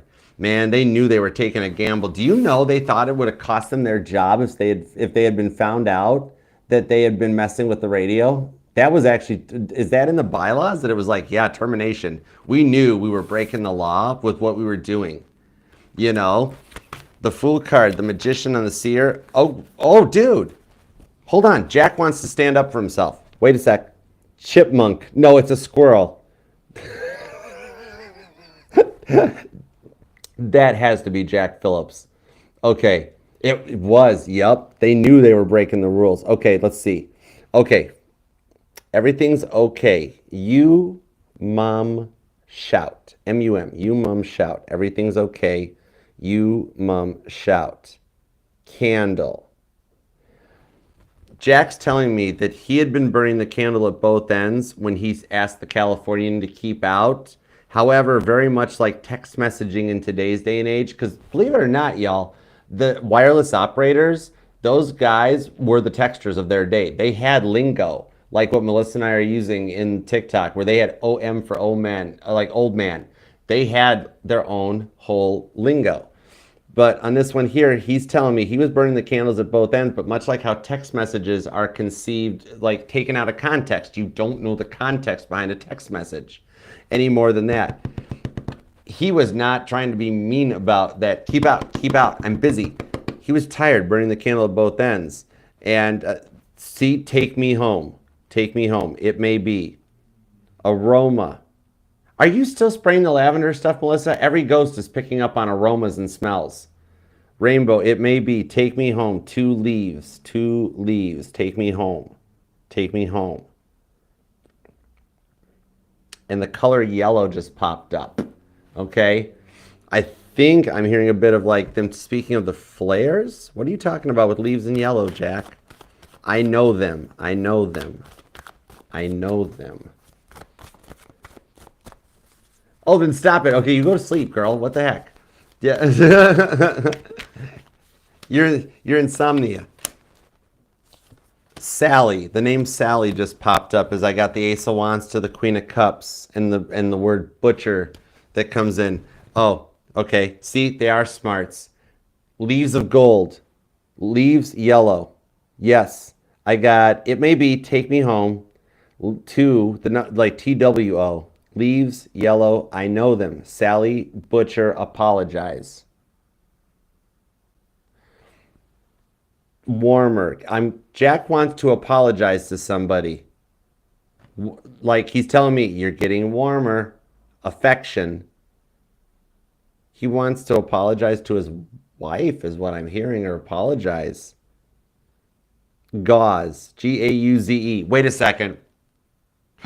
He's trying to tell Harold a message. Gauze. Remember how when Harold Bride got off of the ship, he from the frostbite, he had the gauze and stuff on.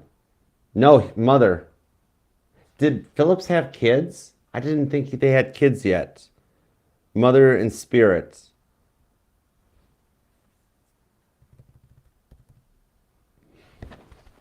Who is it you're wanting to apologize to? Katya, Katya.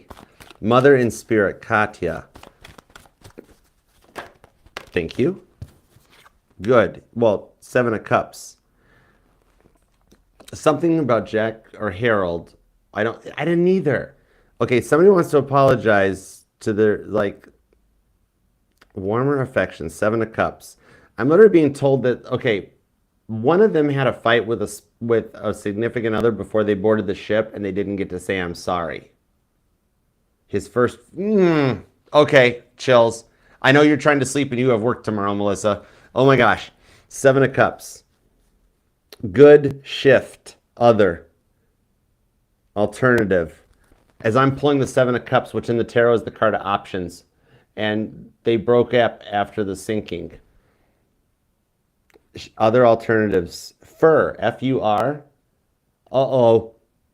Break. They took a break. As you're talking literally about they split up after the shift. Okay, deal. I'm here till the end of this. This is very... Okay, so Harold's wanting to apologize. Can you? Yes, absolutely. I think bleed. It is Harold, as we're talking about gauze and bleed.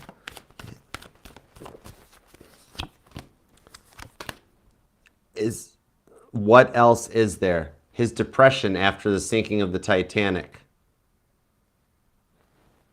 Melissa, how did Harold's life end? Listen. I'm listening to her. I asked her. I know I respect women. She's staying up late for this. I'm respecting her. I know better than that. Peaceful. That's what Rose said to Jack Rowdy. Don't let go, Jack. Esophageal cancer. As I literally start gasping on the Jack part. Listen, peaceful. What else is there? Bleed and gauze. Demon. Then said there can be... Rowdy. That's not Melissa. Rowdy. World card. It's fine. You know what we just did? She told him there can be... That's still you, Rowdy. Stop it. It's fine. I think what we just did was allow them to like make amends for whatever they went through. It's fine. Nana. This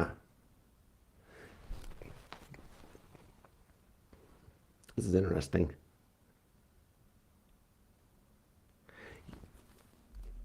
False. He never really got over it.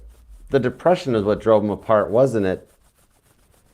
The whole thing of what he dealt with, I don't know. He didn't know what to do. Yeah, he didn't know why it ended. But he didn't know he was depressed. It was a different time. You didn't have a doctor and a psychiatrist diagnosing you with depression. I can't find her. He wants to be connected with his wife. Harold feels bad about the guy and his relationship.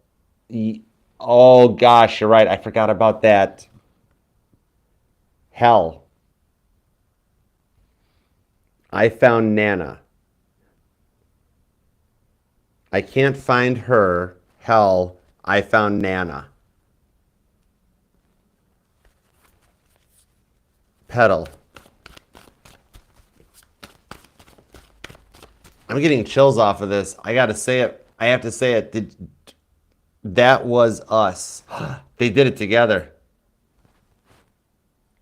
Okay, I'm going to ask you, Are you, Rainbow, are you in hell for unaliving that person that Melissa's talking about? Oh boy. It's the Ten of Wands. Literally with headstones in the background, the Nova Scotia stuff. Oh, whoa. Quiet. Okay. He doesn't want to talk about it. Yeah. I think you and him are on a different click. Melissa, oh my God. Black. There's only black. Okay, it's like one of them believed in the afterlife and spirituality, and one of them believed that when you died there was only black. It happens. Oh, I don't know how much I don't know how much you know on the backstory if he was a religious man, like how we know that Lights was a Scientologist. I'm thinking that Harold, as a result of his dad, didn't believe in God, or I thought he did, though. I thought they prayed and sang together. Car. But it's like, right? Because it's almost like as a result of broken bone. It's like when he crossed over, it's like he's telling me that when he got to, do you? Okay, cool. Because it's like when he crossed over, he had it says bone and tickle, broken bone and tickle. Yeah, so I knew he was, because it's like when he got to the other side. Oh, you know why you're connecting more to Harold than Jack? Was it Jack that didn't totally believe in God? Smooth. Well, his ankle. Oh, that's right, his ankle was broken. It will be okay, Smooth. No, Heaven. He wrote Heaven. So it's like Jack Phillips got to heaven, and Jack Phillips was like presented candle, and like got to heaven, votive candle, candlelight, and then like Jack Phillips went in front of St. Peter, and St. Peter was like, I bet you feel kind of like a right twit right now, don't you? Right? Hello? Back to the gauze point. It's like you're still on point with it. That's wild. Oh, good, Nas, you're still here. You're hanging out. Nas, shoot me an email. Archer Astrology Tarot. I got you. Nine of Wands, Magician card into the Star card. So what I'm seeing on this one here, as he's writing shudder and wilt. The shudders. So it's kind of like on this one here, he literally, Melissa, I know you're up late, but he like, you're nurturing him. Like he needed somebody to tell him it's okay. Like he's still feeling the shock. It's like, okay, it's a medical condition type of a thing he's talking about, where like he still felt like his leg was broken and he had to, it's like, can we know? Yeah, he's really on that broken kick right now. Tickle. Broken tickle, can we know? It's like he never really fully got over that, where he, like, nowadays it'd be like that shadow experiment, because the thing I'm seeing is that thing where if you got somebody that lost a hand in an incident or something, and they still feel the pain of like a grenade going off or something, that you put them, I forget what it's called, it's a medical thing, where you put this side in a box, this side where you can see it with a mirror, where it simulates that they got both their hands back, and then they're like, make a fist, let it go, and the pain goes away. It's that thingy. Just believe. We live, just believe, can we know? I think he's reincarnated too. Yes, the missing limb syndrome. Yeah, that's what I'm seeing off of this. Can we know? Yeah, okay, so it's like they gotta just believe, Tiger. Melissa, he needed you to perk him up. He literally needed the comforting, because like, I don't think Jack fully believed. Okay, Harold was the one with the more religious, Traverse. Something about a Chevy Traverse. But like they had to find each other afterwards. Because return in winter. Something about returning in winter. Just believe, can we know? It's hot, Tiger, Traverse. So it's kind of like he never got past that. He lived with a lot until he got into the spirit, winter spirit, or December. Magician card on the Knight of Wands. what I'm seeing on this one is a lot of the transitions and overs. So it's a little bit of even telling me that he is still here in this lifetime. So now I'm seeing that like it was a smooth transition into heaven. We go on. He's reincarnated. Winter spirit, we go on. We live. Just believe. Mom, M-U-M. I'm just going to fill you in real quick, Melissa. He's also hanging out with your mom. It's like Light Taller told him your mom's cool. Believe, and he believes it. He's like, believe it. Oh my gosh, this is wild. 4 of Wands to the 9 of Wands on the Judgment card with the movement. This one here, he never moved forward. He never got over it. That he lived with the depression of this for his whole life of what he did or could have done differently. Protect. He was just trying to protect Jack Phillips, and he's lived with that guilt that's had him in a state of purgatory. Holy moly. I know, right? It's probably a thing. Water seeks its own level. My mom is one of my moderators. It's a thing. Cancer. My mom's a Scorpio though. Whatever. I don't know. Oh well, yeah. I know exactly. That's the thing. Protect Shining. I miss her. Aw. Okay, mom just wanted to say she misses you right there. I see. That's why they're all hanging out. And my mama T knows I was bantering with her. It's cool. I don't mind my mom. I love her. Right? I'm Story. Don't you? I'm Story, baby. You keep taking over the the spirit box. You're doing the same thing that happens.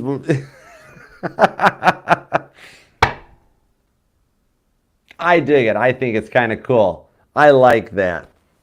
Give me a Titanic card for Melissa from her mom. Come on. We're watching. Oh my. Okay, girl. Wheel of Fortune. This is what I know, right?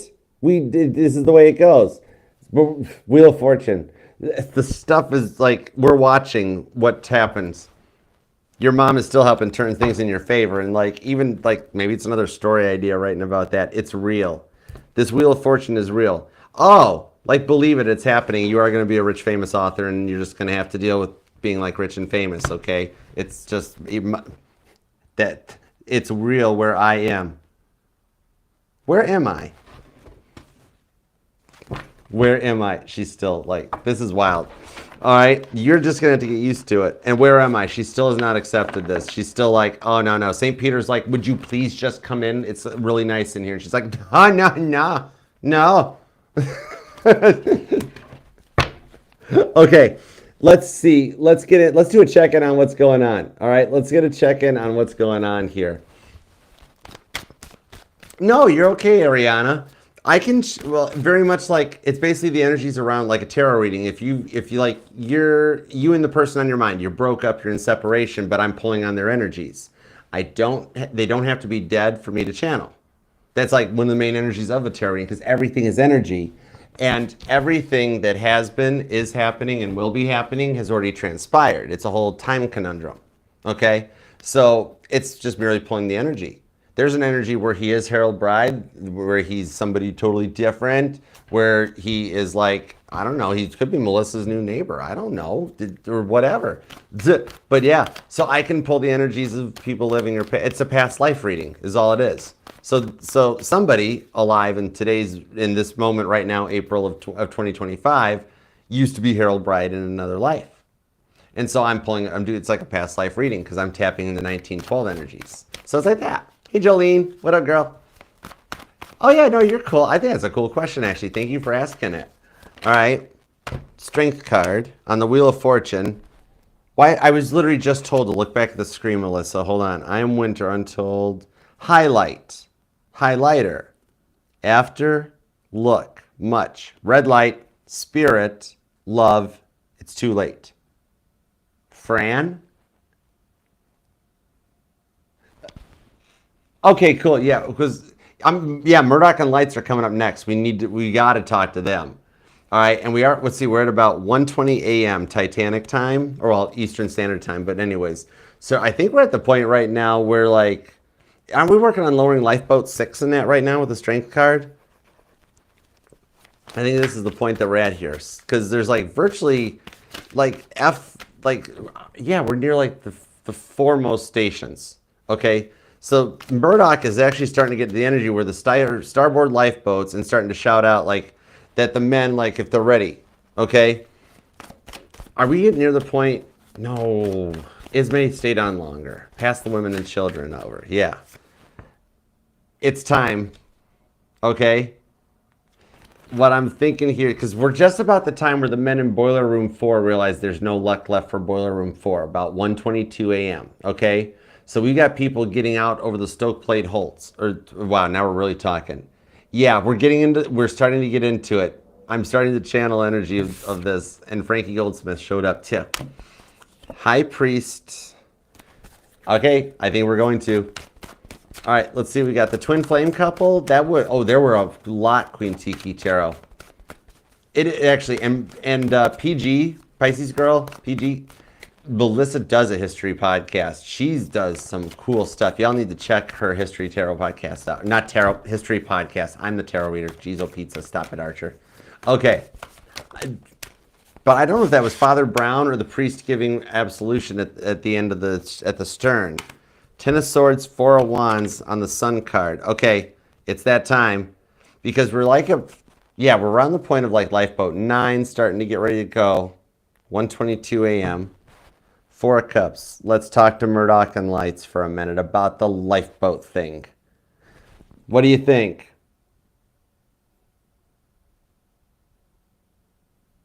Fragrance. I'm gonna have to send you another bottle of fragrance because apparently there's a lot of perfume getting used right now. Peace is radio. Complicated. Okay, let's see what we got. I think you're right. Yeah, we are at the point that the panic's starting to build. History, actually in that one interview I did with the Tennessee Highlighter, I did talk about the history of tarot. It is. Come on. It literally has the word fragrance coming back again. All right, so we're gonna get into this lifeboat thing because Lights, Melissa of History's podcast. Am I saying the title of the podcast right? At least let me shout you out properly. You have some respect for your work. Archer Astrology is my baby. But, so this fragrance thing keeps coming up. It's complicated. Shane, Shudder, Trust, It, Frozen. Oh, I think we're getting Murdoch's point of view first because I did have another question asking about his beliefs or his feelings about how he was portrayed in the movie. God's Favorite, a history podcast. There's the proper way. All right, if you all are on TikTok, follow Melissa R. that's in this here.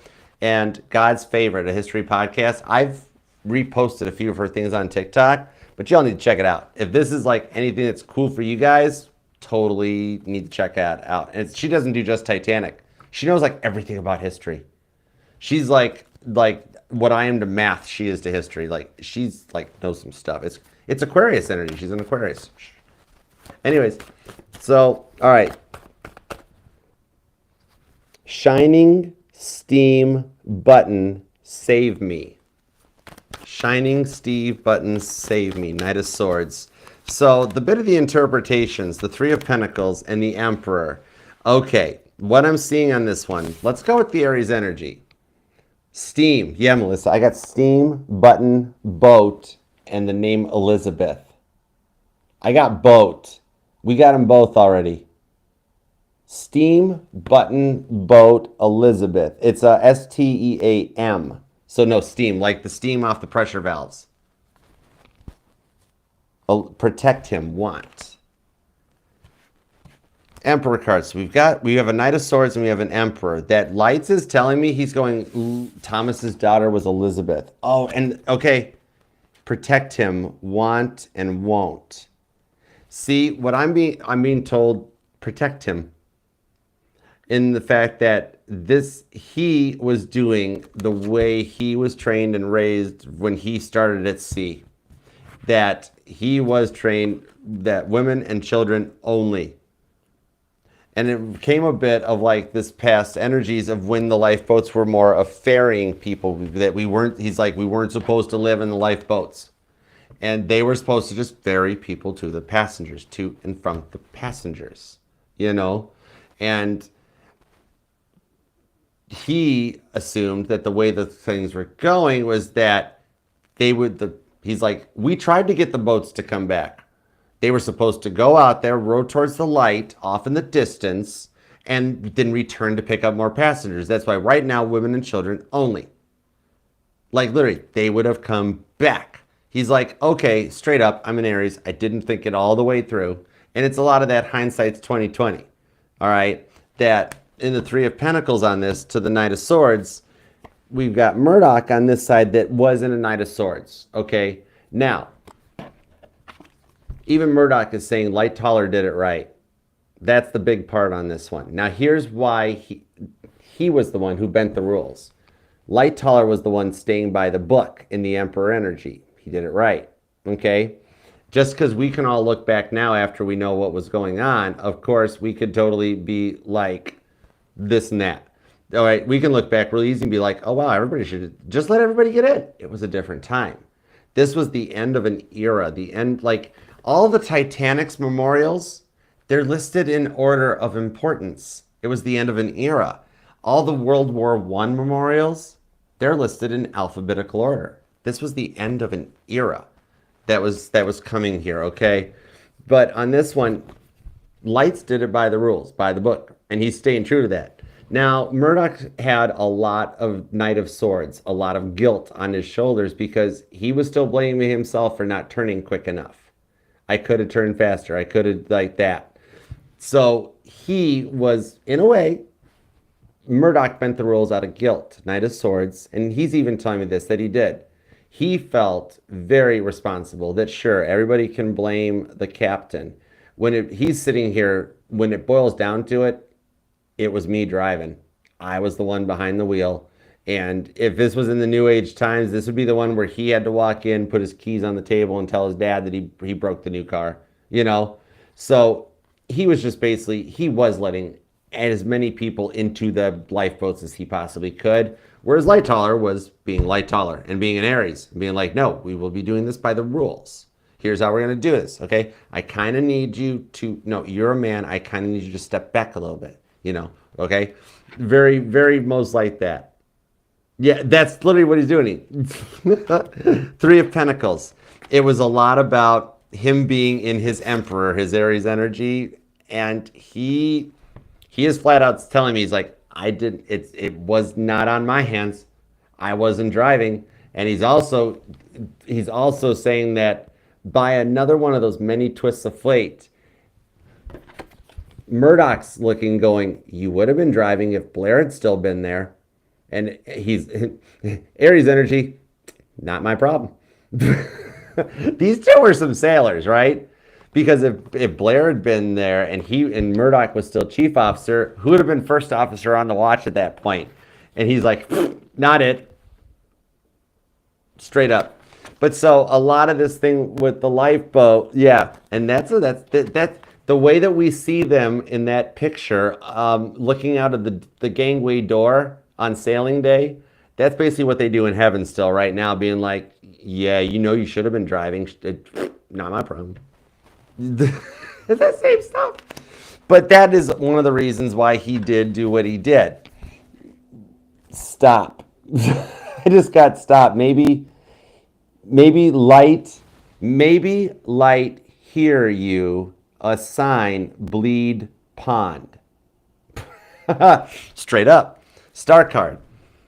This is telling me about the other question that was asked earlier. Okay. This one here is about how he felt about the ending in the movie.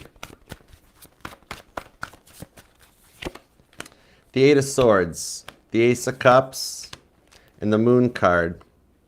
And I just got chills because, okay, here's the deck, right? Here's the bottom of the deck where they're all facing towards you guys, right? Here's my view of the deck. The cards are waiting for me to turn them over. What card is not? Look, there's a stowaway that's already in. Look, it's Murdoch on the Page of Wands. We're talking, and the words I've got here: assign, bleed, pond, are you, mark, can, we know, health, can't you, baby. He literally turned the card around in the deck. This is freaky. Okay? This card should be like that, yet Murdoch turned his own card over. Here's what we got. The King of Swords, the Seven of Pentacles. Now, Melissa will back me up on this, y'all, is that there were witness reports in the testimonies, okay, that gunshots were heard on the deck that night, okay? Now, the movie does not show Titanic's lighting properly. No offense, James Cameron. I love the movie. I'm still jealous. I wish I could have been on that set in 1997. It would have been totally cool, but I was a kid. Anyways, I still would have done it, though. So, the funnels didn't have lights on them. It was not lit like that. Even the Titanic, the movie itself, had a gigantic light to create a blue moonlight glow over the ship. There wasn't even a moon. It was a moonless, starless night. In the dark, yes, somebody did shoot themselves. Nobody really could see it or make out clearly who it was because that boat deck was nowhere near as bright as it looks like in the movie. All right.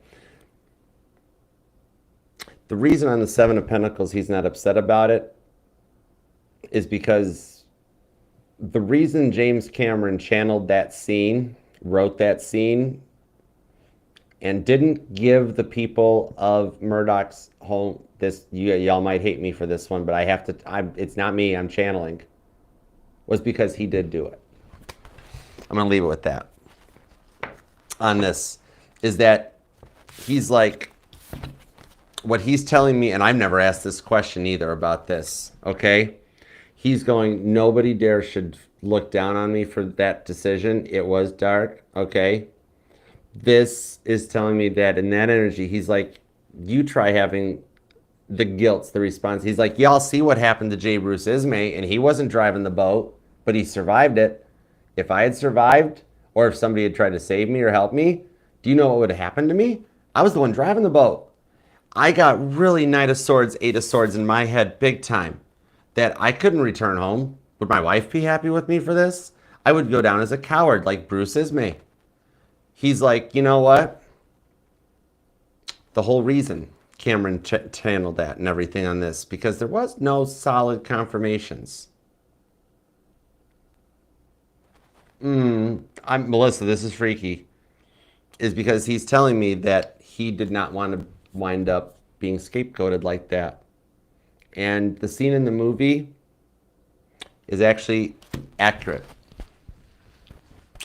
And it was allowed to happen. It made it through screenings. It made it through editing. It made it through pre and post production. Well, actually, real, true historical events were removed from the movie.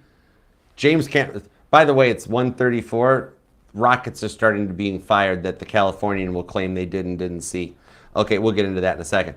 But what Murdoch's telling me on this one is that the guilt that he felt, the Knight of Swords and the King of Swords, on this, that he felt responsible for everybody's life. How's he going to have a job? He wrecked the ship. He wrecked the company's new ship. How's anybody going to look at him in the streets if they won't look at Ismay? How is he going to go on being the man that killed somewhere between 1 and 2,200 people? The guilt became too much, and he's sitting there going, you know what? Yeah, I did it. I had no other choice. He was that very scared and backed into a corner. And you know what? It is quite all right, because unless you're standing on that deck that night, we can all sit there and think about how we would do it differently. But when it boils down to it, he was the man standing there that night with that burden on his shoulders. And I respect him for it. I have never asked that question. And I think that's why him and Lights hang out. They get to relive the good old days in spiritual form still. Okay? And it kind of helps him through it. It was his justice. Okay, that's why everything, even with the movie, played out the way it did. But he's like, yeah, what about it? And so they don't doubt that. All right. Murdoch was the era of a true sailor. He couldn't live with that responsibility. There was a lot of guilt on his shoulders that night, and he was that kind of a man that he didn't take the coward's way out. He literally, it was a lot to process for that man. Okay, it was his entire reputation that he felt like he failed 2,200 people that night. So, hold on, I got to spin this back around one more. This deck is so freaky. I wonder what your deck is doing down there, in Melissa. Oh my gosh, it turned back around. I got chills off of this. Oh my gosh. I literally, after I just showed you guys that Murdoch's card turned around, I put it back the right way. It turned around again. That freaked me out. I got chills. This is odd. What's going on over here? Hold on. It's been talking this whole time. Okay, here we go. Phone, play, new, water, drag. What are what? Smith.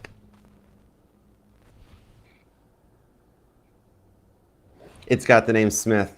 Water, dragged. John. Smith and John. It's almost, if we get Edward next, this is going to blow my mind. Smith, John, it's Edward, John Smith backwards. I got a the, so close. That's wild. Yeah, I've got new, water, drag. What Smith, John. Captain Smith wants to talk to us.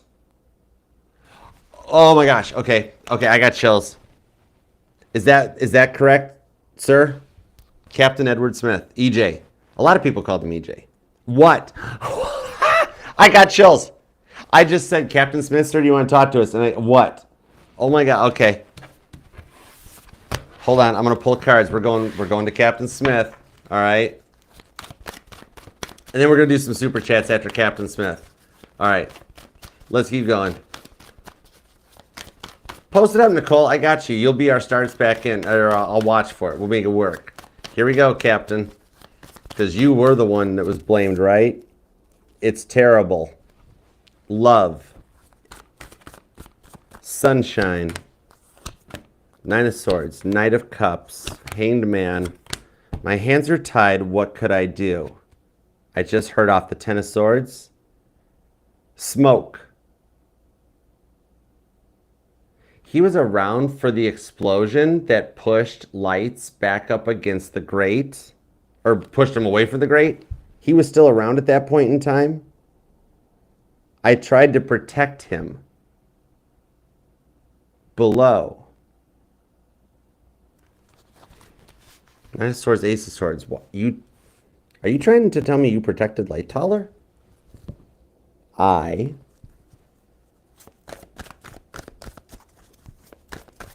What you got for me?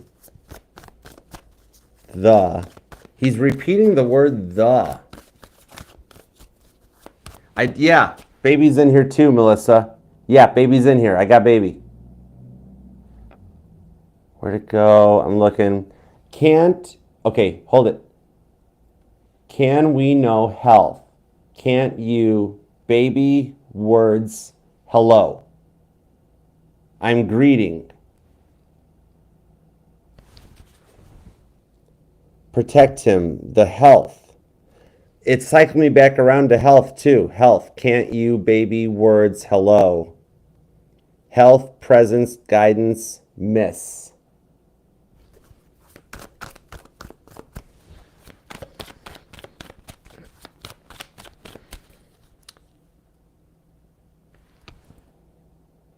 Chord, miss chord. Three of Cups. Fool card. He respects Lightaller for what he said during the inquiries for protecting the captain. Lightaller was the only one that didn't throw him under the bus. It's the other way around. Cord. Never. They never threw the lamp. Wait, was that Boxhole did the lamp, right? He's talking about like he's proud of Lightaller for whitewashing the inquiry and sticking out. He was the only one that didn't throw Captain on board. Or overboard, literally, figuratively, both. This is wild. But then I've got the lamp. Saunter, it's cold, Japan. Saunter, lamp, saunter, it's cold. Did you, okay, we're good. Did you go in the way depicted in the movie? Or did you go, which one of the theories that have been presented over the years? The rescuing the baby in the boat? Eric, I just got Eric. Whoa. Okay, hold it. Erik. Eric. We're good, Eric. Fair. Death card, Queen of Wands. Okay, something about the lamp. The flooding. The flood. Okay. The flood. So the movie got it fairly right. He didn't swim up to a boat. You went to the bridge. Softly. He's telling me that James Cameron channeled him as well too. It was the way he wanted to go. He wanted to go where he felt the most home. He's telling, hello? He wasn't in the bridge. He was in the wheelhouse. Whoa. He destroyed the log. Melissa, he destroyed the log. The last thing he did. Are you telling me the truth? Signal. Very. Signal and very. Like he's showing me he's standing by the signal flags. And he's got the logbook in his hand. Not the end. He's like, not the end. He destroyed the logbook. That's why we've never been able to find it or locate it. I found them. Shut the front door. Captain Smith, you old sea dog, you. Stop.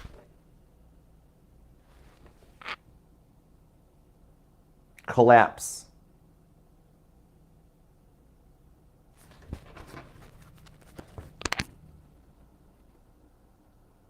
Lake.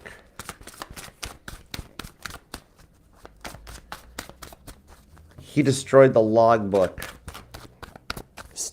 Stop. Weather. Oh no. Did you put the? Did it get into a collapsible? 5 of Swords. I gave it. Who did A? It was given to collapsible A to be put in the lifeboat, and was it A or B? Tails. Nah. Tails. Car.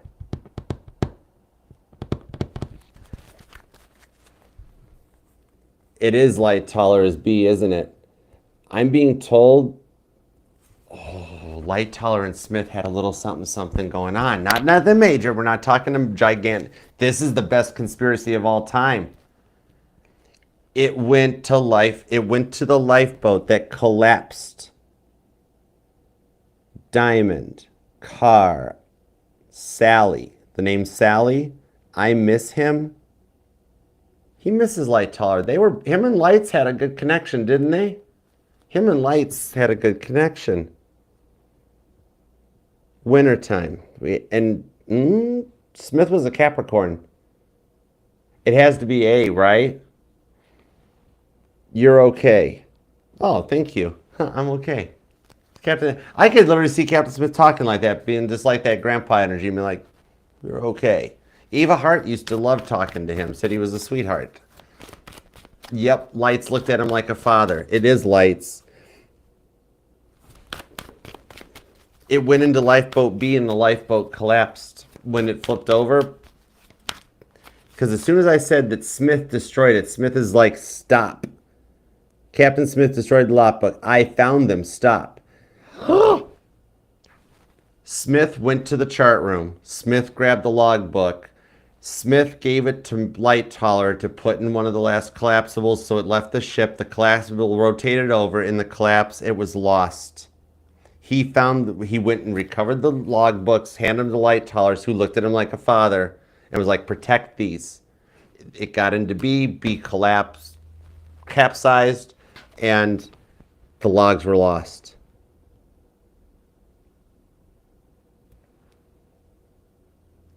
Rules, add, ring. You're okay. We know the outcome of this is what happened to Titanic's logbook. Trust it. Melissa, it says trust it.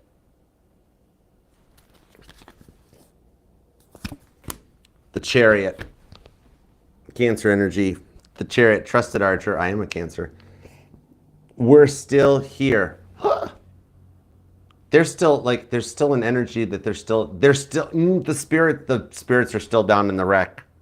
That wreck is a gravesite and needs to be respected and treated as such. I am all for saving parts of the boat itself. You can leave the jewels down there. He just said snowflake. And the name Alexander just came up. We now have the story. Their energies are all still, like, they wound up going over with Collapsible B, and they're still down there on the ship. Good. Stop. Full stop. We're done. Okay, gotcha. So the logbooks were, Smith went to the chart house, got the logbooks, handed them to Lightaller. Lightaller took them to put them in B. B capsized, and they went. Literally, the Titanic landed on the logbooks. Logbooks were down there first. They floated a bit, but and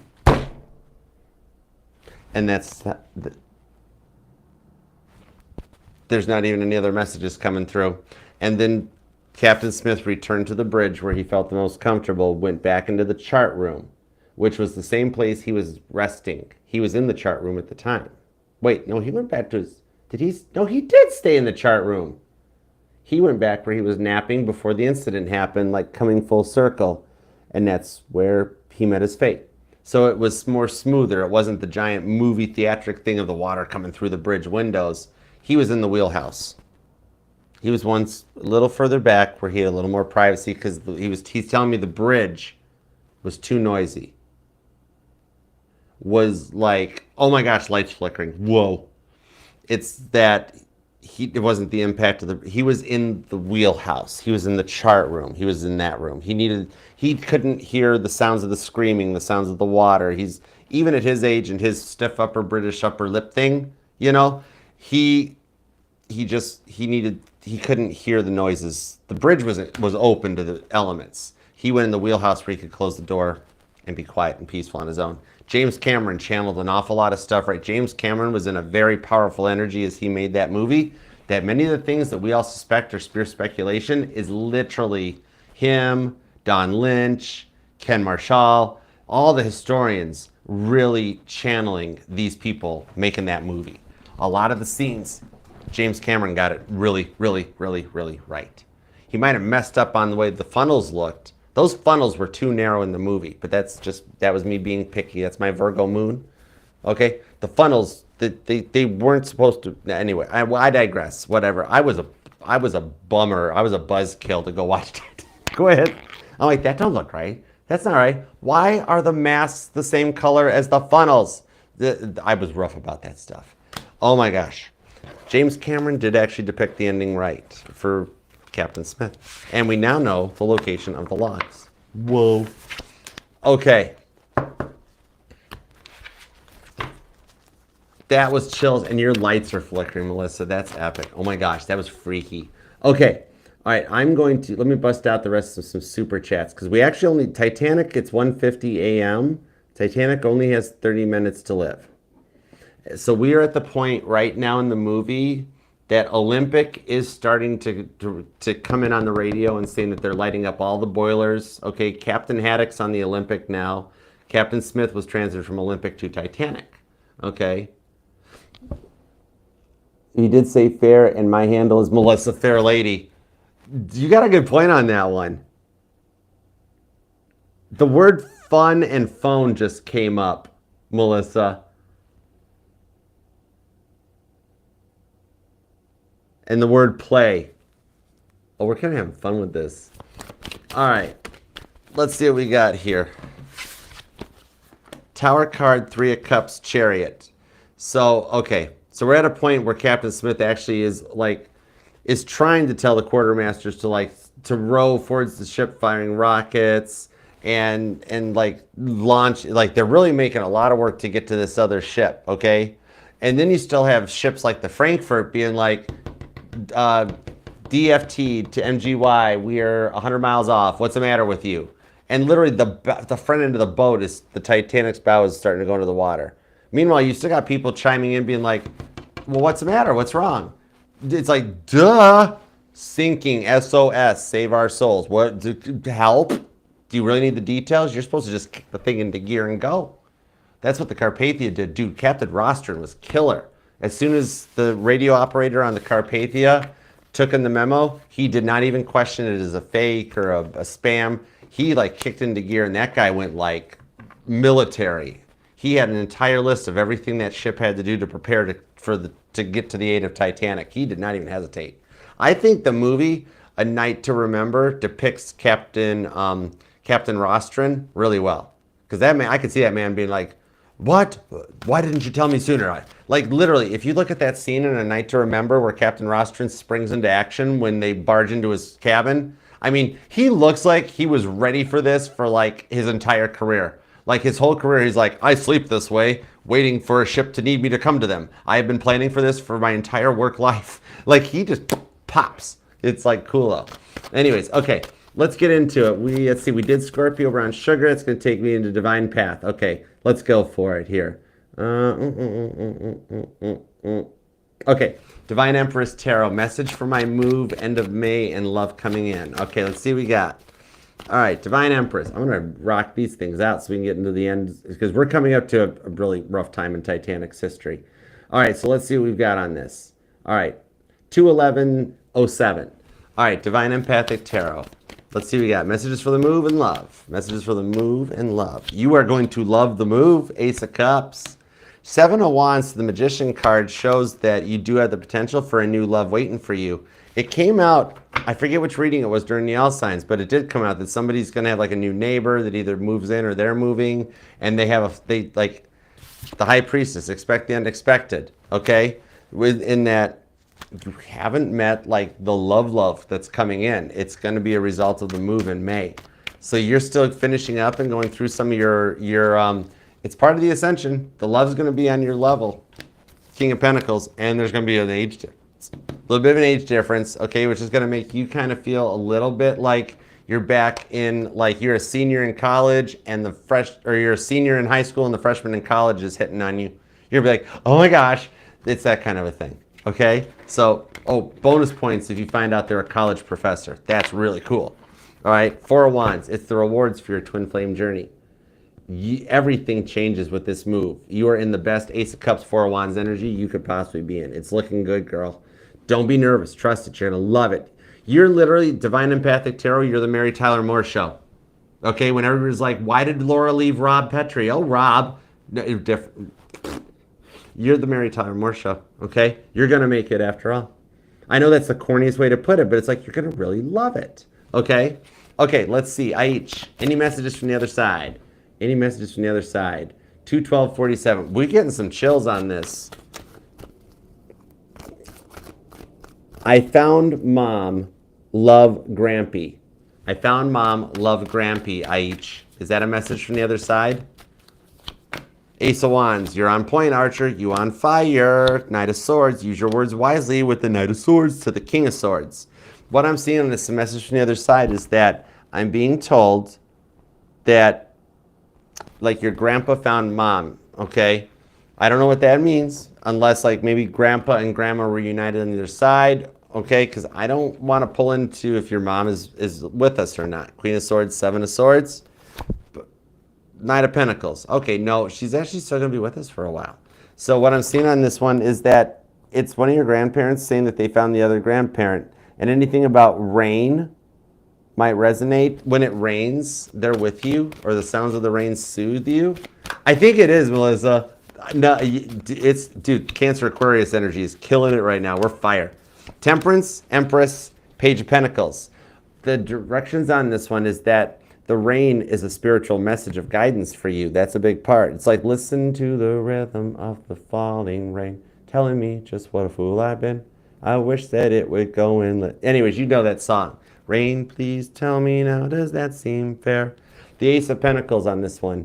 Somebody made the wrong choice, and they're working to backpedal their way out of said bad choice, bad decision, and come back your way, Page of Pentacles. Okay?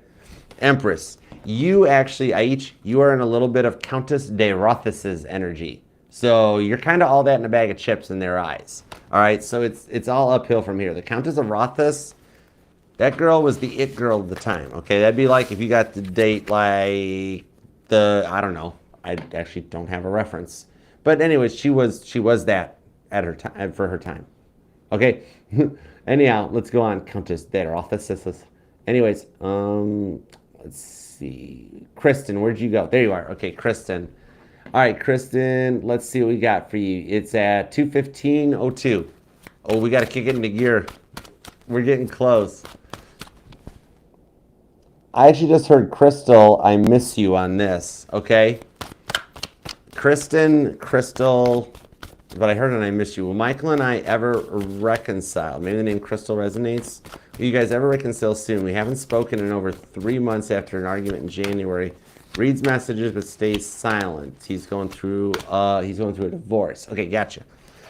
Lover's card on the 9 of Wands, 10 of Pentacles. Right now, the reason for the not responding to your messages is he's protecting you as he goes through the divorce, okay? If she finds out about you, she's going to go all crazy Miranda Lambert ex-girlfriend on you, but she's going to dig the keys into your pretty souped-up little four-wheel drive. So right now, it's protecting you. What I'm seeing is holding him back. By Gemini season, I see the divorce being at a point where you guys can restore your connection, okay? Meeting you is a big catalyst and a trigger, but with the 10 of Pentacles, Queen of Pentacles, he wants to be with you with that Lovers card, okay? But a star-crossed lovers. This is the second-class couple on the Titanic that were on their honeymoon, all right? And they decided they wanted to go out like the Strausses. That's cool. So that's a bit of what he's going through. He's reading it, but he's staying silent. He just can't. He wants to, he just can't. Because if she sees it, or maybe she's gonna like pull or subpoena phone records, he's doing it so she doesn't find out how deep your guys' connection is. It's like he's attempting to respect what's left of the marriage, okay? Literally, he's at a point where that marriage is about to rip itself into 3 pieces and sink, okay? You'll hear from him, I'm thinking, before Gemini season, is he's at a point where it's safe to talk and proceed with you. Okay, so I hope that helps. All right, let's see. I'm digging it. Okay, Kate. All right, what do we got for Kate H? Let's see. I didn't even bust it out any of my other books, but that's okay, no big deal. Melissa, when next time I come down to Sarasota, I got to bring the ship Magnificent. We didn't get a chance to look through that. I got to bring that down next time. And y'all need to check out, Melissa was featured in a documentary on Charles Lightollers' boat, The Sundowner. You think Titanic was an epic thing for Second Officer Charles Lightoller? He owned a boat that was overcrowdedly saved people from it during wartime in Dunkirk. I mean, Lightoller was fire. He was Aries energy. But Melissa was just featured in a documentary. You guys should totally check it out. I'll tell you what, y'all, what I'll do. I'm going to share a link to the documentary. It's on YouTube. But I'll share a link. I'll put it in one of the posts. Or Melissa, you do it too. But I'm going to share that link on the documentary so you guys can all check it out.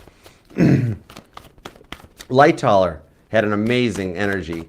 And Melissa and God's podcast, her history podcast, is like she is like single-handedly fronting the funding to get that ship completely restored. All right, that ship wouldn't even be how it is without Melissa right now. God's favorites. I know, I'm a Cancer, I word vomit. God's favorites. Say it right. I know, right? But she's like single-handedly the reason that ship still exists. That ship is a thing. All right? But yeah, y'all definitely need to check out. Exactly, it's the Lightoller Renaissance. That's the thing. It's awesome. When you find out about it, she's been on that. She is a piece of that boat, of Charles Lightoller's boat. It's so cool. It's heavy energy. Okay, let's see. But you do guys, I'm going to post a link to the documentary and the guy. I don't know if you have a YouTube channel, Melissa. I know your TikTok. I don't remember. But I'm going to make a post tomorrow after I pass out in about 20 minutes. All right, let's see. Kate H, what's going on with Luke? Nothing has been happening. Are we going to be together? You're losing hope and your mind. I got you. 2/19/09. All right. Queen of Pentacles, the Ten of Pentacles, the Tower card. Right now in the Two of Pentacles, he is undergoing a bit of like coming to grips in terms of his mortality. Tower card, the Two of Pentacles. He's moved so slow that he's very comfortable with where he's at, and it's very hard to get out of that comfort zone. So for him on the Tower to the Two of Pentacles, it's a lot of that balance that comes in. Queen of Pentacles, Ten of Pentacles. Long term, you guys do wind up together. At the moment, it's that comfort zone of like, is he ready for it? He's so used to being on his own that it's a lot of like, okay, how do I make two people like, okay, we got two people, that's 48 hours a day, 2 times 24. Now I got to make time. There's so much overthinking going on his side that it's almost like he gets too scared of reacting or doing all of it. And it's like, what's the use, Archer? Two of Pentacles, I'll just stay here like this. Now, Ten of Pentacles, Queen of Pentacles is a long term.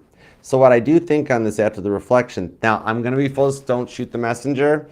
The greatest potential is around, I am not bored with your reading, I am tired. By Virgo season, to give you a bit of a timeline, somewhere between now and Virgo season, that is when it's peaked, that you've got a 98% chance of hearing from him, okay? He could free will it as soon as like tomorrow. He might be drunk texting you right now while we're doing this live. But at most, I do see the potential that before Virgo season, Virgo's at the latest that you do hear from him. Okay, at least I can give you a bit of a timeline to help. I know it's mind losing. And remember, you have free will too. You're the prize. You have free will just like he does. If you ever, Eight of Cups, choose to walk away, God always has another door, another plan, somebody that's waiting in the wings to come in, because you are destined to have love in this lifetime. Cancer energy twice with the Three of Cups, which is also the weighing of Cana. All right. Okay, the Human Collective. Oh my gosh, thank you. You're awesome. Human Collective, thank you. All right, let's see. Guys, I'm going to rapid fire because 2:03, we're actually running out of time. I'm being a typical Archer Cancer. All right, so let's roll. Okay. We gotta knock these out. The Human Collective. Give me a card. Think about your person, Human Collective. White Wings. I think I got you White Wings, didn't I? I did. Seven of Swords, Three of Swords, and Temperance. What I'm seeing for this one is the person that's on your mind is healing from a loss or a heartbreak. They had to go through some Three of Swords karma just as much as you know? All right. It's coming up, but I've changed my question to wanting to know if I was on the Titanic. That's what the Human Collective wants? Oh, okay. Thanks, Roddy. All right. Three of Swords. What I'm being told, I got to finish the message on this one too, is that the person that's on your mind is actually receiving a lot of their karma to feel the way they made you feel. It's not happening in the same way that they Three of Swords you, but they're processing it, and then they'll take action afterwards. Eight of Cups. They're getting there. They're coming through this one. 3 and 7 of Swords makes 10. Okay. Were you on the Titanic in a past life? Let me see what's up with that. Ooh. Star card. Hold on.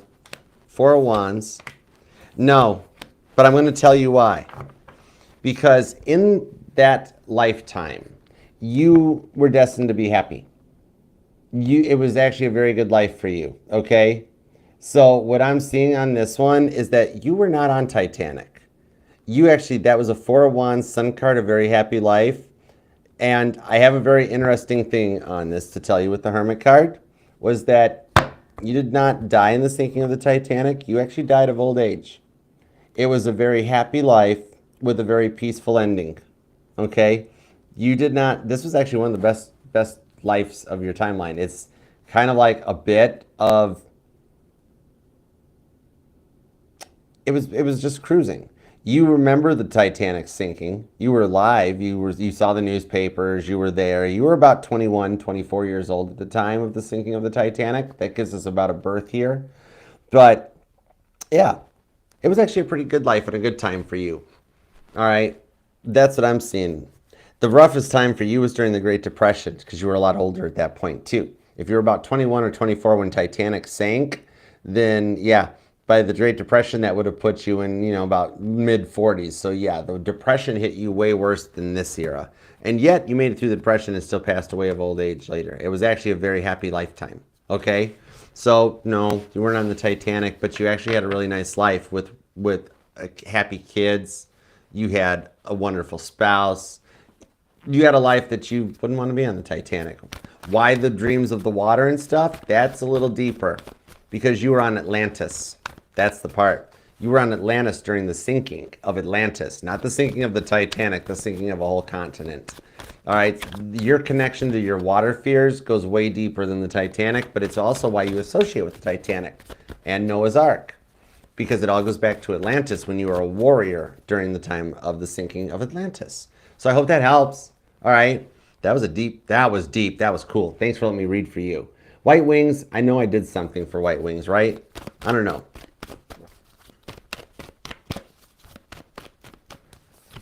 Everything is energy, Rowdy. So yeah, absolutely. Some of the people that are subscribers to the channel and part of the familia, yeah.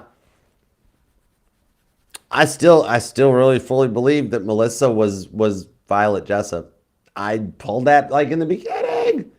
At first I thought she was Sylvia Lightoller, but I still think that we have Violet Jessup amongst us, which is like how Melissa and I just randomly found each other from scrolling TikToks, right? Because it's like, okay, here we go. That sort of thing.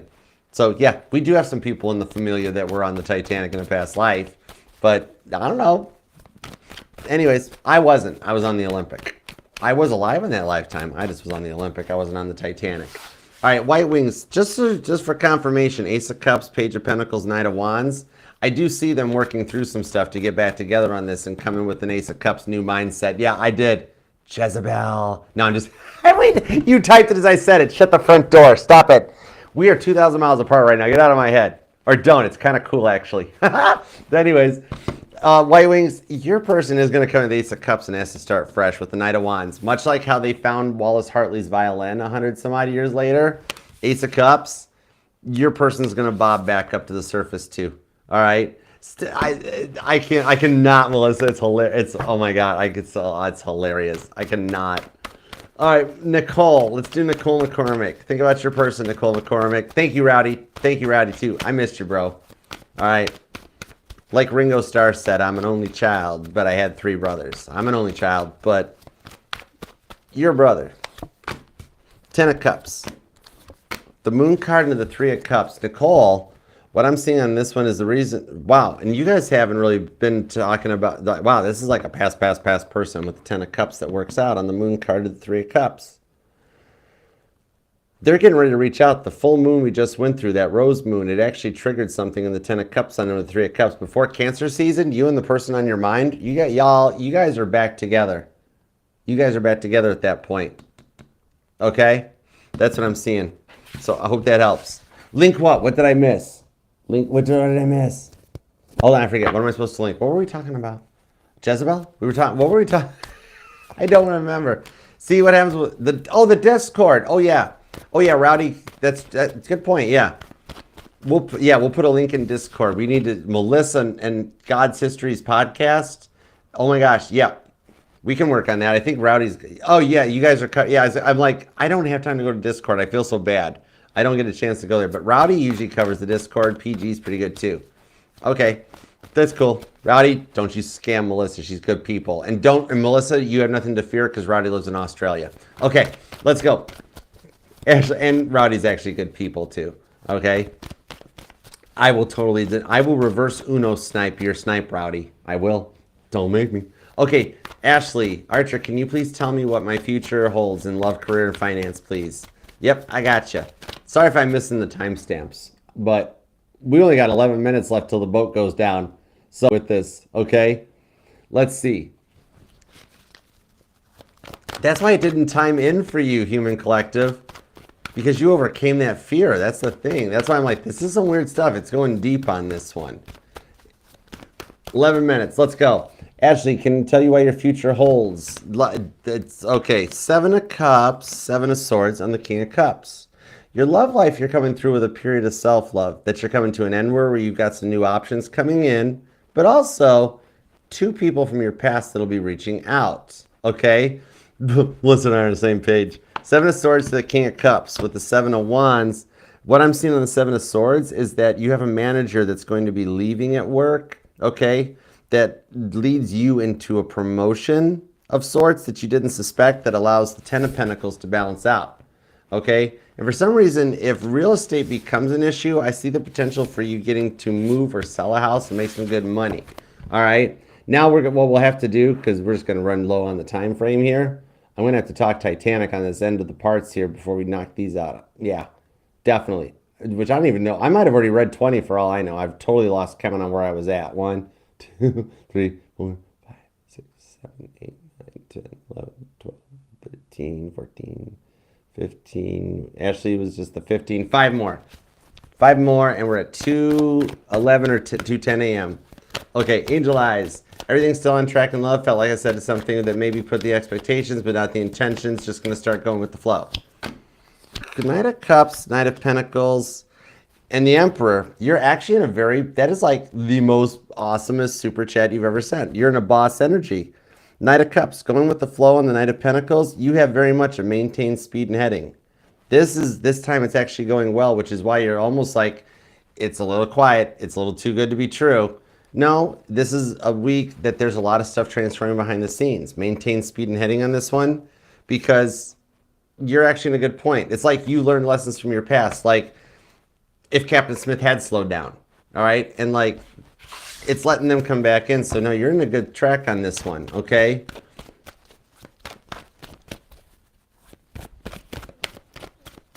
Oh yeah, no. I think that was a bit of a fear that like if stuff you'd said to Cancer before, and so you're like, oh man, I did it again. Here it goes. This guy's different, so you're okay. You're cool. That's you at first being a little nervous of like, oh, I'm gonna screw it up. You're cool. It's a different person. None of the Cancer or the Taurus energy connects to this person. All right. So I'm gonna come. We'll come back afterwards because yeah. Are we really that close? 8 minutes left. Okay, we're gonna get into full on Titanic. Then I'll come back and keep going. Okay. Let's see what we got, and then I'm gonna pass out. All right, so we're at what, 2:12 a.m., right, Melissa? We got until 2:20. We're near the end. The ship is probably about up to like the lights right now, the green and the red lights on the bridge wings. Okay, so we're getting really near the point that we're starting to hear a lot of noises, a lot of damage, a lot of stuff is happening. Okay, King of Cups, the Sun card. So Frankie Goldsmith was showing up a little bit earlier as well too, in that we're hearing a lot of his energies, in that the thing on it was that the sounds of the ship failing were very massive, really starting to happen. And we're just about the point right now that collapsible lifeboat B is being released from the officers' quarters. So this is the moment that the ship's log was lost right now, okay? And at that point, even Bride is up, and it gets washed, like overturned off the boat deck like depicted in the movie, okay? And yet, somehow, it even makes me wonder how, like, why did they walk out the starboard side and put it in, why is the log in that boat? Oh yeah, because he trusted Lightoller like a son. They had a very strong bond. But Frankie Goldsmith remembers the noises of the lifeboats falling off of this, okay? Frankie Goldsmith, and a lot of this, the sounds of the screams, the running, the noises right now, there was nothing. Like, people were now abandoning hope. This was getting to that moment. There were no lifeboats left. These people were showing up, coming up on deck after finding their way around and tearing around the corner. No lifeboats, no lifeboats. What do you mean no lifeboats? This ship's unsinkable. Tearing around to the other side of the deck. No lifeboats, nothing left. This here, Frankie Goldsmith remembers those sounds that he's telling me. And Frankie Goldsmith even talked about this a lot, that after the sinking of the ship, okay, that exactly what Melissa's bringing up, okay? And it actually was Briggs Stadium. The Goldsmiths, I thought, retired into Michigan. And it was Briggs Stadium. Was it Wrigley? I swear it was Briggs Stadium before it was Tiger Stadium. But what Melissa's saying is the story he's telling me about. Right now is the screams and the noises. And he's like, I was a kid. I did not know what was going on. Okay, and this is that moment, those noises. Oh, it could be one of us, or maybe Detroit and Chicago, or the family moved over the years. Now I'm going to double check, but we're too close for me to Google it or look this up. Oh my gosh, I miss you. Hold on. Did I miss the spirit boxes for the end of the Titanic? But yeah, that was a big part that Frankie Goldsmith overcame over the years, because the sounds of living by a baseball stadium and the cheers of a home run. So this will give you an idea, especially if you watch baseball, that with Frankie Goldsmith's eyes closed, the sounds of the cheers of a home run sounded the same as the screams of the people in the ocean. But yet he overcame it and grew to like baseball a little bit. He's telling me this is as the noise are building, not only from the passengers, but now we're starting to hear the broken china, the broken crystals. The ship's reaching a point where anything that's not bolted down moves. And this brings up a very interesting point because the keel's beginning to fail. All right. And at this moment, John Jacob Astor passes away because we're at the point where the first funnel collapses. Not just Astor, but many people. When the first funnel collapsed, because they were thin. And so the pressure of the heat, the hot, cold, all of it. When John Jacob Astor, the richest man in the ship's body, was found, he was covered in soot with money in his pocket. So a lot of bad energies on that. And I do believe this is about the time, since the ship is about at the point where it's ready to break at the tower card moment.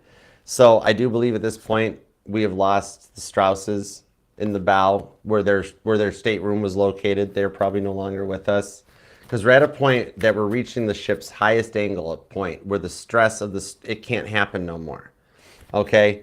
So, and it didn't rise like we thought in the beginning, but it's a point where the structure starts to fail from that stress. You've got 20,000 tons of ship out of the water that's acting like a big air bobbin in a cork with the bow full of water. Okay? So it's structural failure.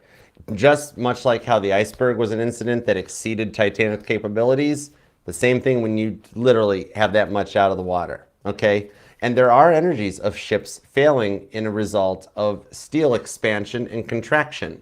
That cold water on that steel and the technology of that time, that's a big factor. There was other ships that have been reviewed and researched that they randomly, while sitting in harbor, split in half, all right? So a lot of this was the brittleness of the steel reaching a tension fail point, okay? Just the pressure became too much, all right?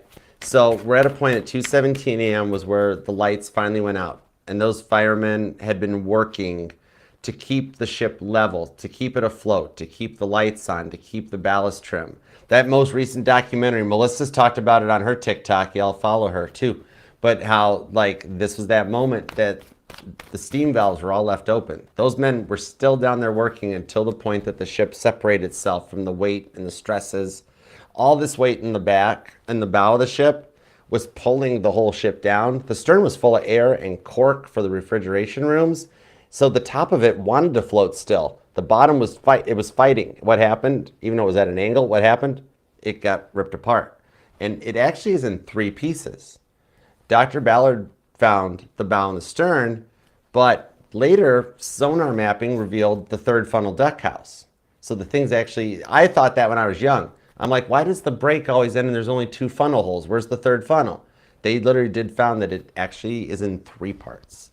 All right, smaller 3rd funnel deck house than the big stern and the bigger bow. But anyways, so we're at a point now where the ship is separated, and we're at a point now where it's reached its most vertical point it can. And a lot of the passengers in the water that night, they saw that it looked like it was going to right itself. Many people thought this was another safety feature. The bow's going to break away and the stern's going to be its lifeboat. So it never reached that, and then it finally achieves near vertical as it comes to this completion point. So this is that moment that it starts to even out, the water starts to take over, and it just begins to settle. And even though the movie showed it in its true vertical, I always thought it kind of settled a little lower. You know, that sort of a thing, okay? But at this moment, 2:19 a.m., Chief Baker Charles Joffin talked about how, as he waited on the stern, that the ship disappeared with little suction at all, and that he was able to just very much, he's the baker in the movies next to Jack and Rose, right? He's that baker that he literally said the ship just disappeared and you floated off of it, away from it. All right, probably helped that he was like 3 sheets to the wind too, but we don't need to go there because he survived it. And that brings us to 2:20 a.m. The Titanic was gone, and it left behind 700 survivors floating in lifeboats who, much like Ava Hart and her mother discussed later, that it wasn't so much, this was a lot of screaming, a lot of stuff was going to still be happening for the next 15, 20 minutes as hypothermia changed and people struggled in the water. But one of the things that Ava Hart's mom always discussed when the little bits they discussed Titanic, and Ava Hart was her mother was interesting. Her mother had premonitions as soon as they were supposed to sail on another ship and they got transferred to the Titanic due to a coal strike, and Ava Hart's father was very excited. The mom right away was like, please don't go on that ship. Something dreadful is going to happen. She wouldn't even sleep at night. She stayed up at night and slept during the day. Ava and her mother survived it and their father didn't. But her staying up at night was the reason that she felt the jar of the iceberg right out of the gate. And this was that moment now that a lot of uncertainties befell upon the world, okay? It wasn't the way it looked in the movie, but this was an epic moment in that oftentimes, like the way I look at it, is that we were so sure, we were so confident. It's actually described by Melissa's boy, Lights, the actor that plays Lightoller in the movie, A Night to Remember, which apparently we're going to affectionately call A Hard Day's Night to Remember, explained that they were so sure. They were sure that the ship was unsinkable. And this happens. It's why the sinking of the Titanic still holds a place in people's hearts.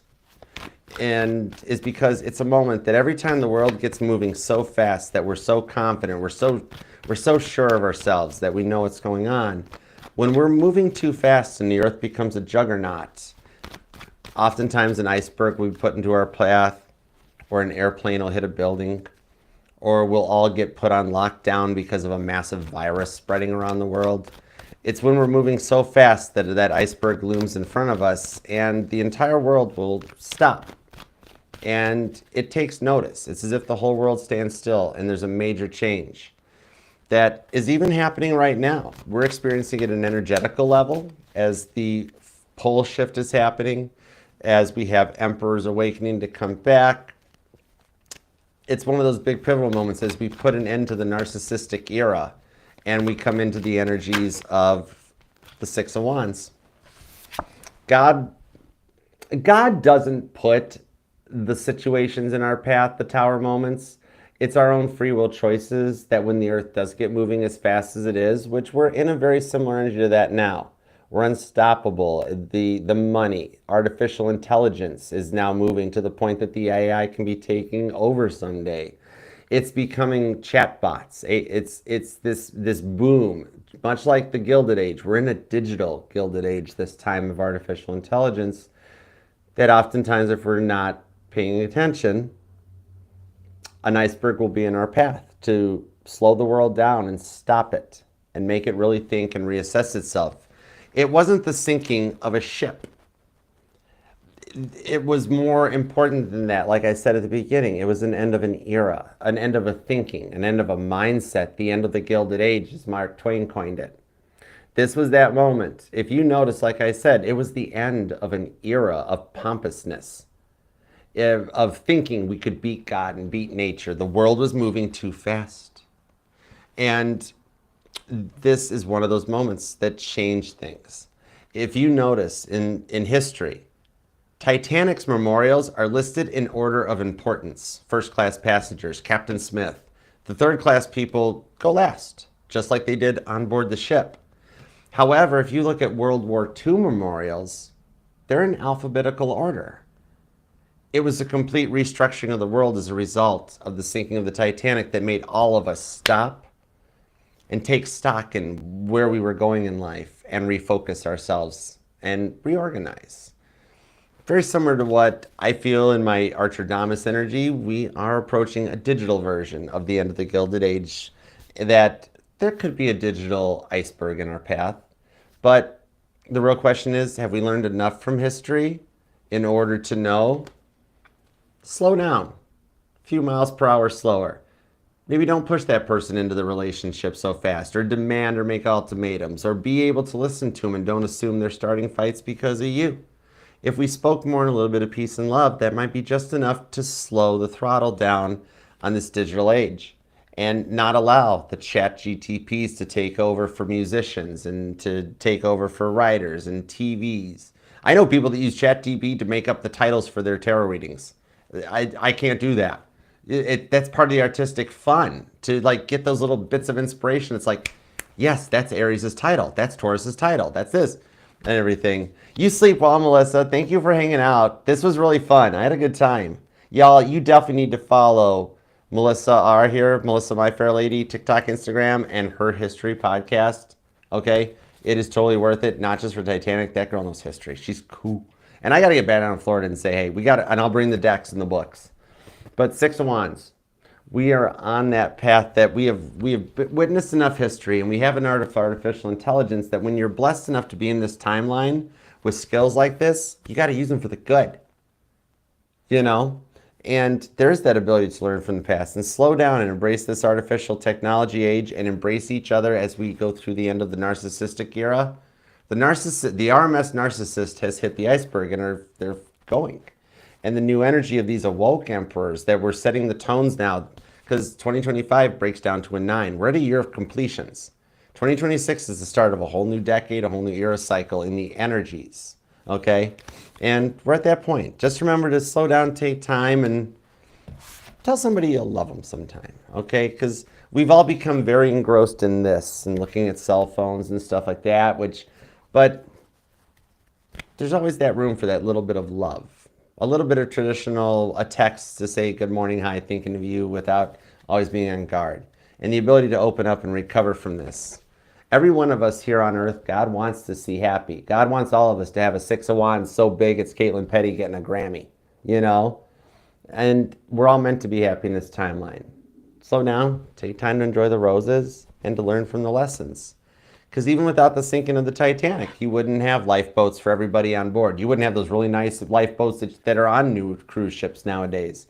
The International Ice Patrol and the Coast Guard wouldn't even exist. They were founded in the result of the sinking of the Titanic. It's all meant to be. Even research into like ship technology, double bottoms, a lot of stuff. It's a lot of the stuff we learn from this that takes you going forward. All right? And thank you guys for being here. And we'll still do a couple more posts and before we finish up the super chats, I do want to take just a nice little brief moment for those who lost their lives 113 years ago today. All right. So we're going to just have a brief moment for the people, because at this point now, 2:32 a.m. is the average time that hypothermia would have been setting in and the ocean would have been getting quiet. And 700 people left in the lifeboats had to now wait to figure out if they were going to live, if they were going to be found, if they were going to float there forever. Did anything what happened, you know? There was a lot of purgatory energies that wouldn't be resolved for another couple hours until Carpathia showed up to recover and save them. So there was a lot of silence and a lot of time to think and process. So we're going to have a moment for all 2,200 people, whether they passed away on the Titanic or passed away later in life, but still had all the traumas of the sinking of the Titanic in their memories. So this is for them.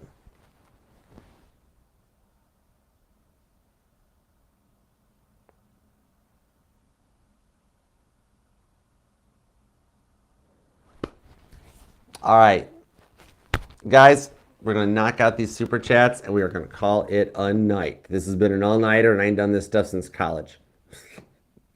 So, all right, getting back into it. Let's go for it. Let's see. Angel Eyes. We got Angel Eyes is covered. Okay. And Randy Murrow. Okay. Archer, my other question was, is she still watching my social media? I didn't hear you answer it. I did, yeah. Let me see. Take me back in because I have no clue to remember what it was. Knight of Pentacles, Emperor card on the Four of Swords. Yeah, she does still look in. Just it's that same. It's the curiosity as she's going through it. But yeah, she checks in to see what you're up to. Have you moved on? She really highly suspects you're going to move on. That's a big part of this one. She's still waiting for the moment because she knows she's taken so long. And this one, she's just waiting for you to file the divorce papers because she's like, I would have done it by now if I were him. Heck, half of my exes did it too. Nobody ever let me really process anything or do anything I wanted to do. I figured he'd already have. She's watching you because she's just waiting for you to make the announcement you found somebody else, and then she knows the divorce stuff's coming. She doesn't realize you're willing to work on this. because everybody before her has just used her up and walked away from her. And she's like, well, with the way I've treated him, why would it be any different now? It's still part of that in the Four of Swords, the Five of Swords, that she's still going through that processing stage. But yeah, she actually totally does. It's a bit of a check-in, check-up energy. Five of Wands and the Two of Swords. It's almost as if there is a little bit about stubborning, that neither of you guys want to get divorced, so neither of you guys will file for it, but then you're both waiting for the other one to file for it. And in the same energy, nothing's progressing or moving forward on either side. That's a big part. It's a bit of a stalemate because we are trying to be polite and respect the woman's wishes, but she's also very, very hung up in that stuck point, okay? It was a deep hurt. It was a deep hurt. But it's still meant to be. That's if it wasn't meant to be, she'd already filed. That's the thing. All right? I think as much as I see her looking in to be like, how's he up to? How does day go? What do you post? I think we are getting closer to a break point of being able to work this out.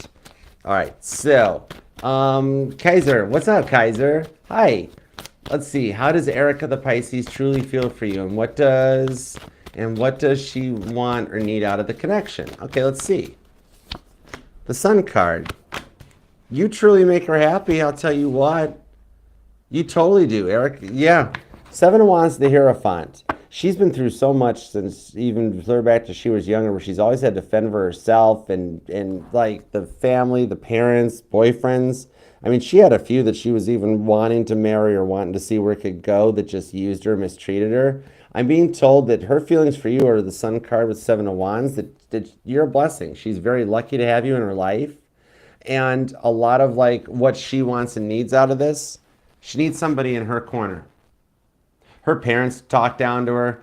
Her parents, her friends, her exes, everybody talks stuff about her. She's had to rebuild from a lot of narcissist energy over the years. That's a big part of this. That on that Hierophant, she needs somebody that's on her corner that's going to defend her, look out for her, without being a big ego, but doing it from a Hierophant, a more peaceful perspective, but also to let her know that nobody's going to speak ill of her like that, even her parents. That sort of thing is like the energy that if her parents are giving her a hard time, you'd be like, look, no disrespect, but this is my woman. You're not going to talk to her that way, parent or not, type of a thing. There's a Hierophant way of doing it without getting too Cancerian. I'm a Cancer, so I'm doing it from a Cancer perspective. But yeah, there's a more better way to protect her, and just she needs a teammate. She needs somebody on her side.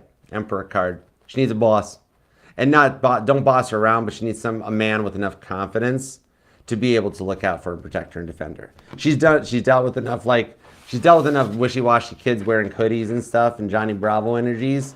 She's ready for that one that actually looks out for her. Okay. Let's see. It's you. I'm giving you like the cheat sheet answer so you know how to work through it. Okay. All right. Let's see. Marlon, what's up? Okay. Virgo and you. Oh yeah. Okay. Will Haywood and you be in a committed romantic relationship anytime soon? Let's see what we got. Hey Becca, what's up? How's it going? Seven of Swords, Eight of Pentacles into the Six of Swords. Yeah, I actually do on this one with the Eight of Pentacles. I actually see that before his birthday, because I think he gets to a point of not wanting to spend the birthday alone or on his own. The Seven of Swords, Six of Swords. By his birthday, I do see you guys actually being able to work things out. Magician card. Okay, strong energy that by Virgo season, you guys have worked this out. I don't think it takes that long, but because by the end, I see you guys doing something together for his birthday, then your birthday, next Pisces season.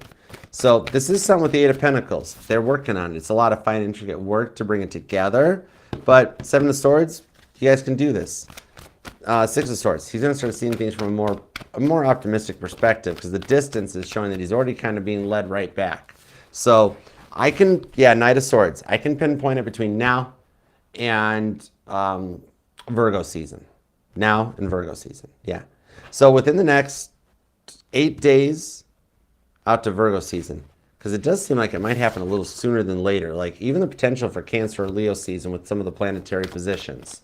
But that's where I see 2025 will set a lot of the tone to get into 26. And remember that Haywood being a Virgo with that South Node in his sign, all the Virgos are doing a lot of work. They're really quiet because their 6th house has just been geared up where they have to do like multiple lifetimes worth of work with the South Node. So that's a bit of why he's even still a little quiet at this point too. Okay. All right. And MXZ. I used to have a Skidoo MXZ. Those were good snowmobiles. I had a 2006 Skidoo MXZ. That was a good sled. Okay, that was a fast sled. All right. Anthony came through to you and has no public story about his experience dying on the Titanic. Channel him, please. Okay, let's see. Anthony Abbing came through to me and has no public story about his experience dying on the Titanic. Channel him, please. He wants to speak. Gotcha. All right. Star card. 5 of Wands. 2 of Wands into the King of Cups. See, the thing is on this that I'm seeing is that 2 of Wands, King of Cups on the Queen of Wands. First out of the gate shows that he interacted with Violet Jessup in a bit. That it was a bit of he might have been a little bit of a stowaway. There were a few that kind of had worked their way through. Now in reality, it would have just been a bit of a namesake thing. If anything, that there might have been a problem at Ellis Island, that there would have been a name change. So he would have been in the energies over there because in reality, what Jack and Fabrizio did in the movie, there's no way in the world that could happen. There was a lot of lines and security and cues because you had people like that, especially third class, had to be screened for disease to make sure they weren't carrying anything into the new world. Also, to make sure they didn't carry sicknesses onto the ship because then you'd wind up quarantined on a ship, and that wasn't good publicity at all. So there were so many fail-safes to show that it was that boarded the ship, okay, but for some reason, due to namesakes, it didn't show up, okay? Could be a little Ellis Island work or something like that, all right? I think it's a bit of the documentations that went across the board. So, because we didn't even pull that on here, but let me look. I'm going to check real quick, see what I got on this one. Because it wasn't so much that we had stowaways on board as we had, like, the issue with, like, Jesse's name and that. In that there wasn't a way for stowaways to get on the ship. There was more security than that. I mean, it's a beautiful fantasy of movies to be like, yep, Jack and Fabrizio showed up 5 minutes before the ship pulled away. Oh my gosh, no, they were pulling stuff. That's why they started boarding the ship at like 9:30 in the morning. That if you weren't there in 5 minutes before sailing, there's no way to skip through the lines. They wouldn't have let it happen because it would have made White Star Line look bad if Titanic had been quarantined when it got to port. So, but let's see. I want to see a little bit more of his story of what he went through here. There he is. Okay, cool. So I do got his records here. Perfect. Let's get a little backstory on him. All right, and I'm going to channel some energy. All right, let's see. Oh, okay, May 11th. May 11th, he's a Taurus. He's a Taurus, May 11th of 1870. Cool. All right. Born in Cincinnati, Ohio. All right, gotcha. So it's not so much coming on the boat, but look at who, the son of Geraldine Henrich, or Heinrich, Geraldine and Cynthia, both of German immigrants. So we did have a little losing translation over the name. All right, that's okay, let's see. Especially with, if I remember right, didn't the dad die when they were young? Yeah, 8 of Wands, Knight, King of Swords, and this. Okay, so let me confirm on this one. Still unmarried. Oh, he didn't leave very many people behind. Okay, that's cool. Yeah, look, even on this, since he seems to be no mention of him in anyone's testimony, any accounts in the sinking, it'd be fair to assume he was among the many who remained locked down in steerage, never having a chance to escape. If recovered, was never identified. Gotcha. All right, let me pull some details. Talk to me. It's hard for me to remember all 2,200 passengers, plus I'm exhausted. I've been doing this since 7. Hey, Rolando, what's up, girl? Hey, Jennifer. Okay, 8 of Wands, King of Swords on the Wheel of Fortune. He wasn't trapped down deck, like it assumed on this one. 8 of Wands. What I'm seeing on this one is that he made it up top onto the deck. King of Swords to the Wheel of Fortune. He's telling me he wasn't trapped down below. He did make it up to the deck. He was fighting for his own life. He was on his own. He figured out a way to get there. Problem was the lifeboats were gone. And with the King of Swords on the Wheel of Fortune, the way he succumbed to his ending, he was a jumper. Very much he's telling me Jack Thayer type of an energy. When he got there and the boats were gone, he stayed on the ship as long as he could to about the point of the breakup. And during the breakup, he took a plunge. He took a header, and he went for it in the Wheel of Fortune. He's telling me that he did pass from hypothermia and cold from hitting the water, and it was rather kind of instant because he took about a 60-foot fall from the point where he did jump from the ship. He was going down about 60 feet from the bow, and he's telling me to let you know, MXE, that he didn't even feel the knives or the pain of the water hitting the fall. Hitting water even from that point is a lot like hitting concrete, and he didn't survive the fall. All right, Wheel of Fortune. I'm actually being told a bit of ship's debris. He's like, I heard I got hit in the head. Like he jumped in the water and there was a part of the ship in the water and he like bounced off a piece of paneling or something.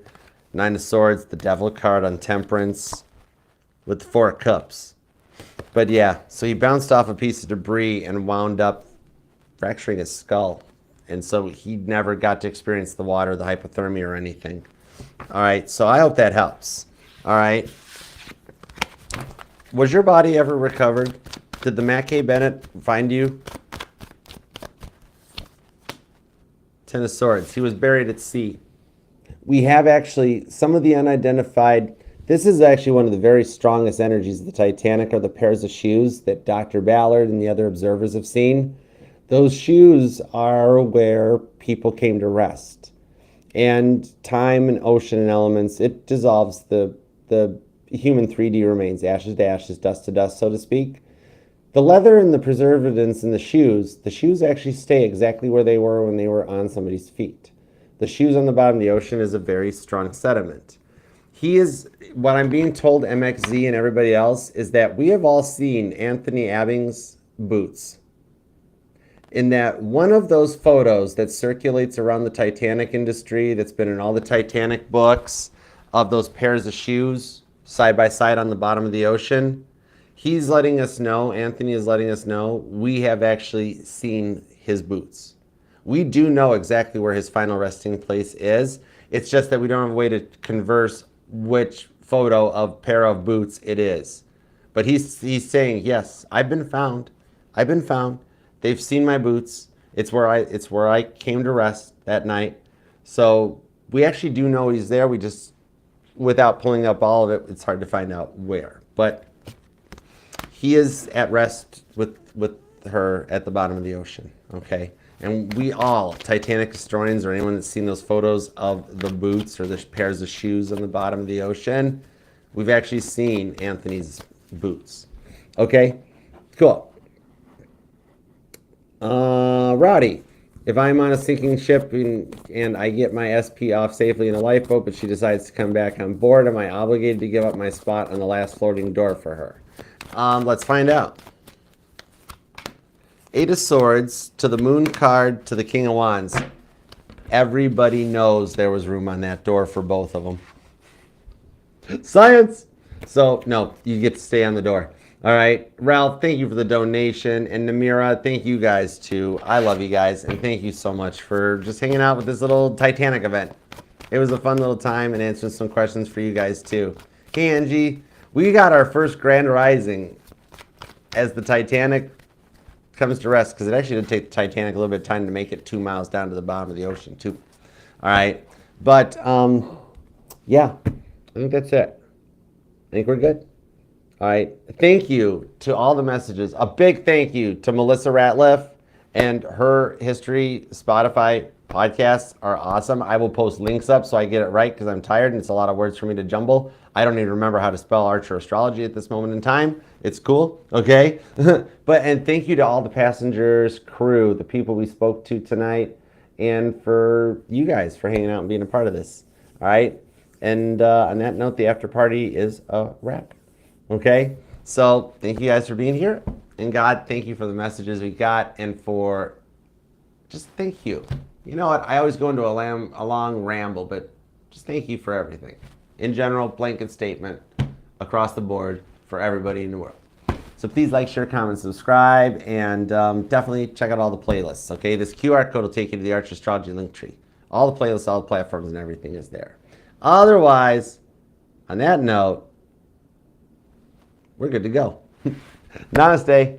I don't have a normal ending because usually I have my usual endings that it's like muscle memory to repeat. But this is like, what do I do? Be like ships ahoy or what? You know what I mean? All right, guys, get some sleep. I know I'm going to, and I'll see you all tomorrow evening for Aries, Taurus, and Gemini. Just check out the morning post. I'm done. All right, guys, I'll see you later. I love you. Thank you for being here and being a part of the channel. All right. Thanks, PG. Thanks, Caroline. Thank you, our chats. And Becca, Jennifer. You guys have a good night, all right? I love you. I'll see you later. I will try to get some timestamps in tomorrow, Divine Empathic Tarot, on these, I think, if I can. I definitely don't think I can pull it off tonight because I guarantee once I stop channeling and I hit the end button, I might still be on this table in this hoodie face down in the morning. But I will give it my best. I will do my best. If any of you guys grab a timestamp or when you see it, feel free scrolling to grab your timestamp. All right, help yourself. Some of them I said, I think some of them I missed. I have no clue. I don't know. I lost track. All right. I love you guys, though. Have a good night. Namaste. Peace and love. Archer out. Yeah, Chariot. There was no final words on Titanic, so I whatever. I'll go with the great words of John Lennon and the end of the Beatles anthology, the last page in the Beatles anthology book, because it's very John Lennon energy. So by hook or by crook, I'll be last in this book. Good night. I love you. You all thought I was going to sing Nearer My God to Thee.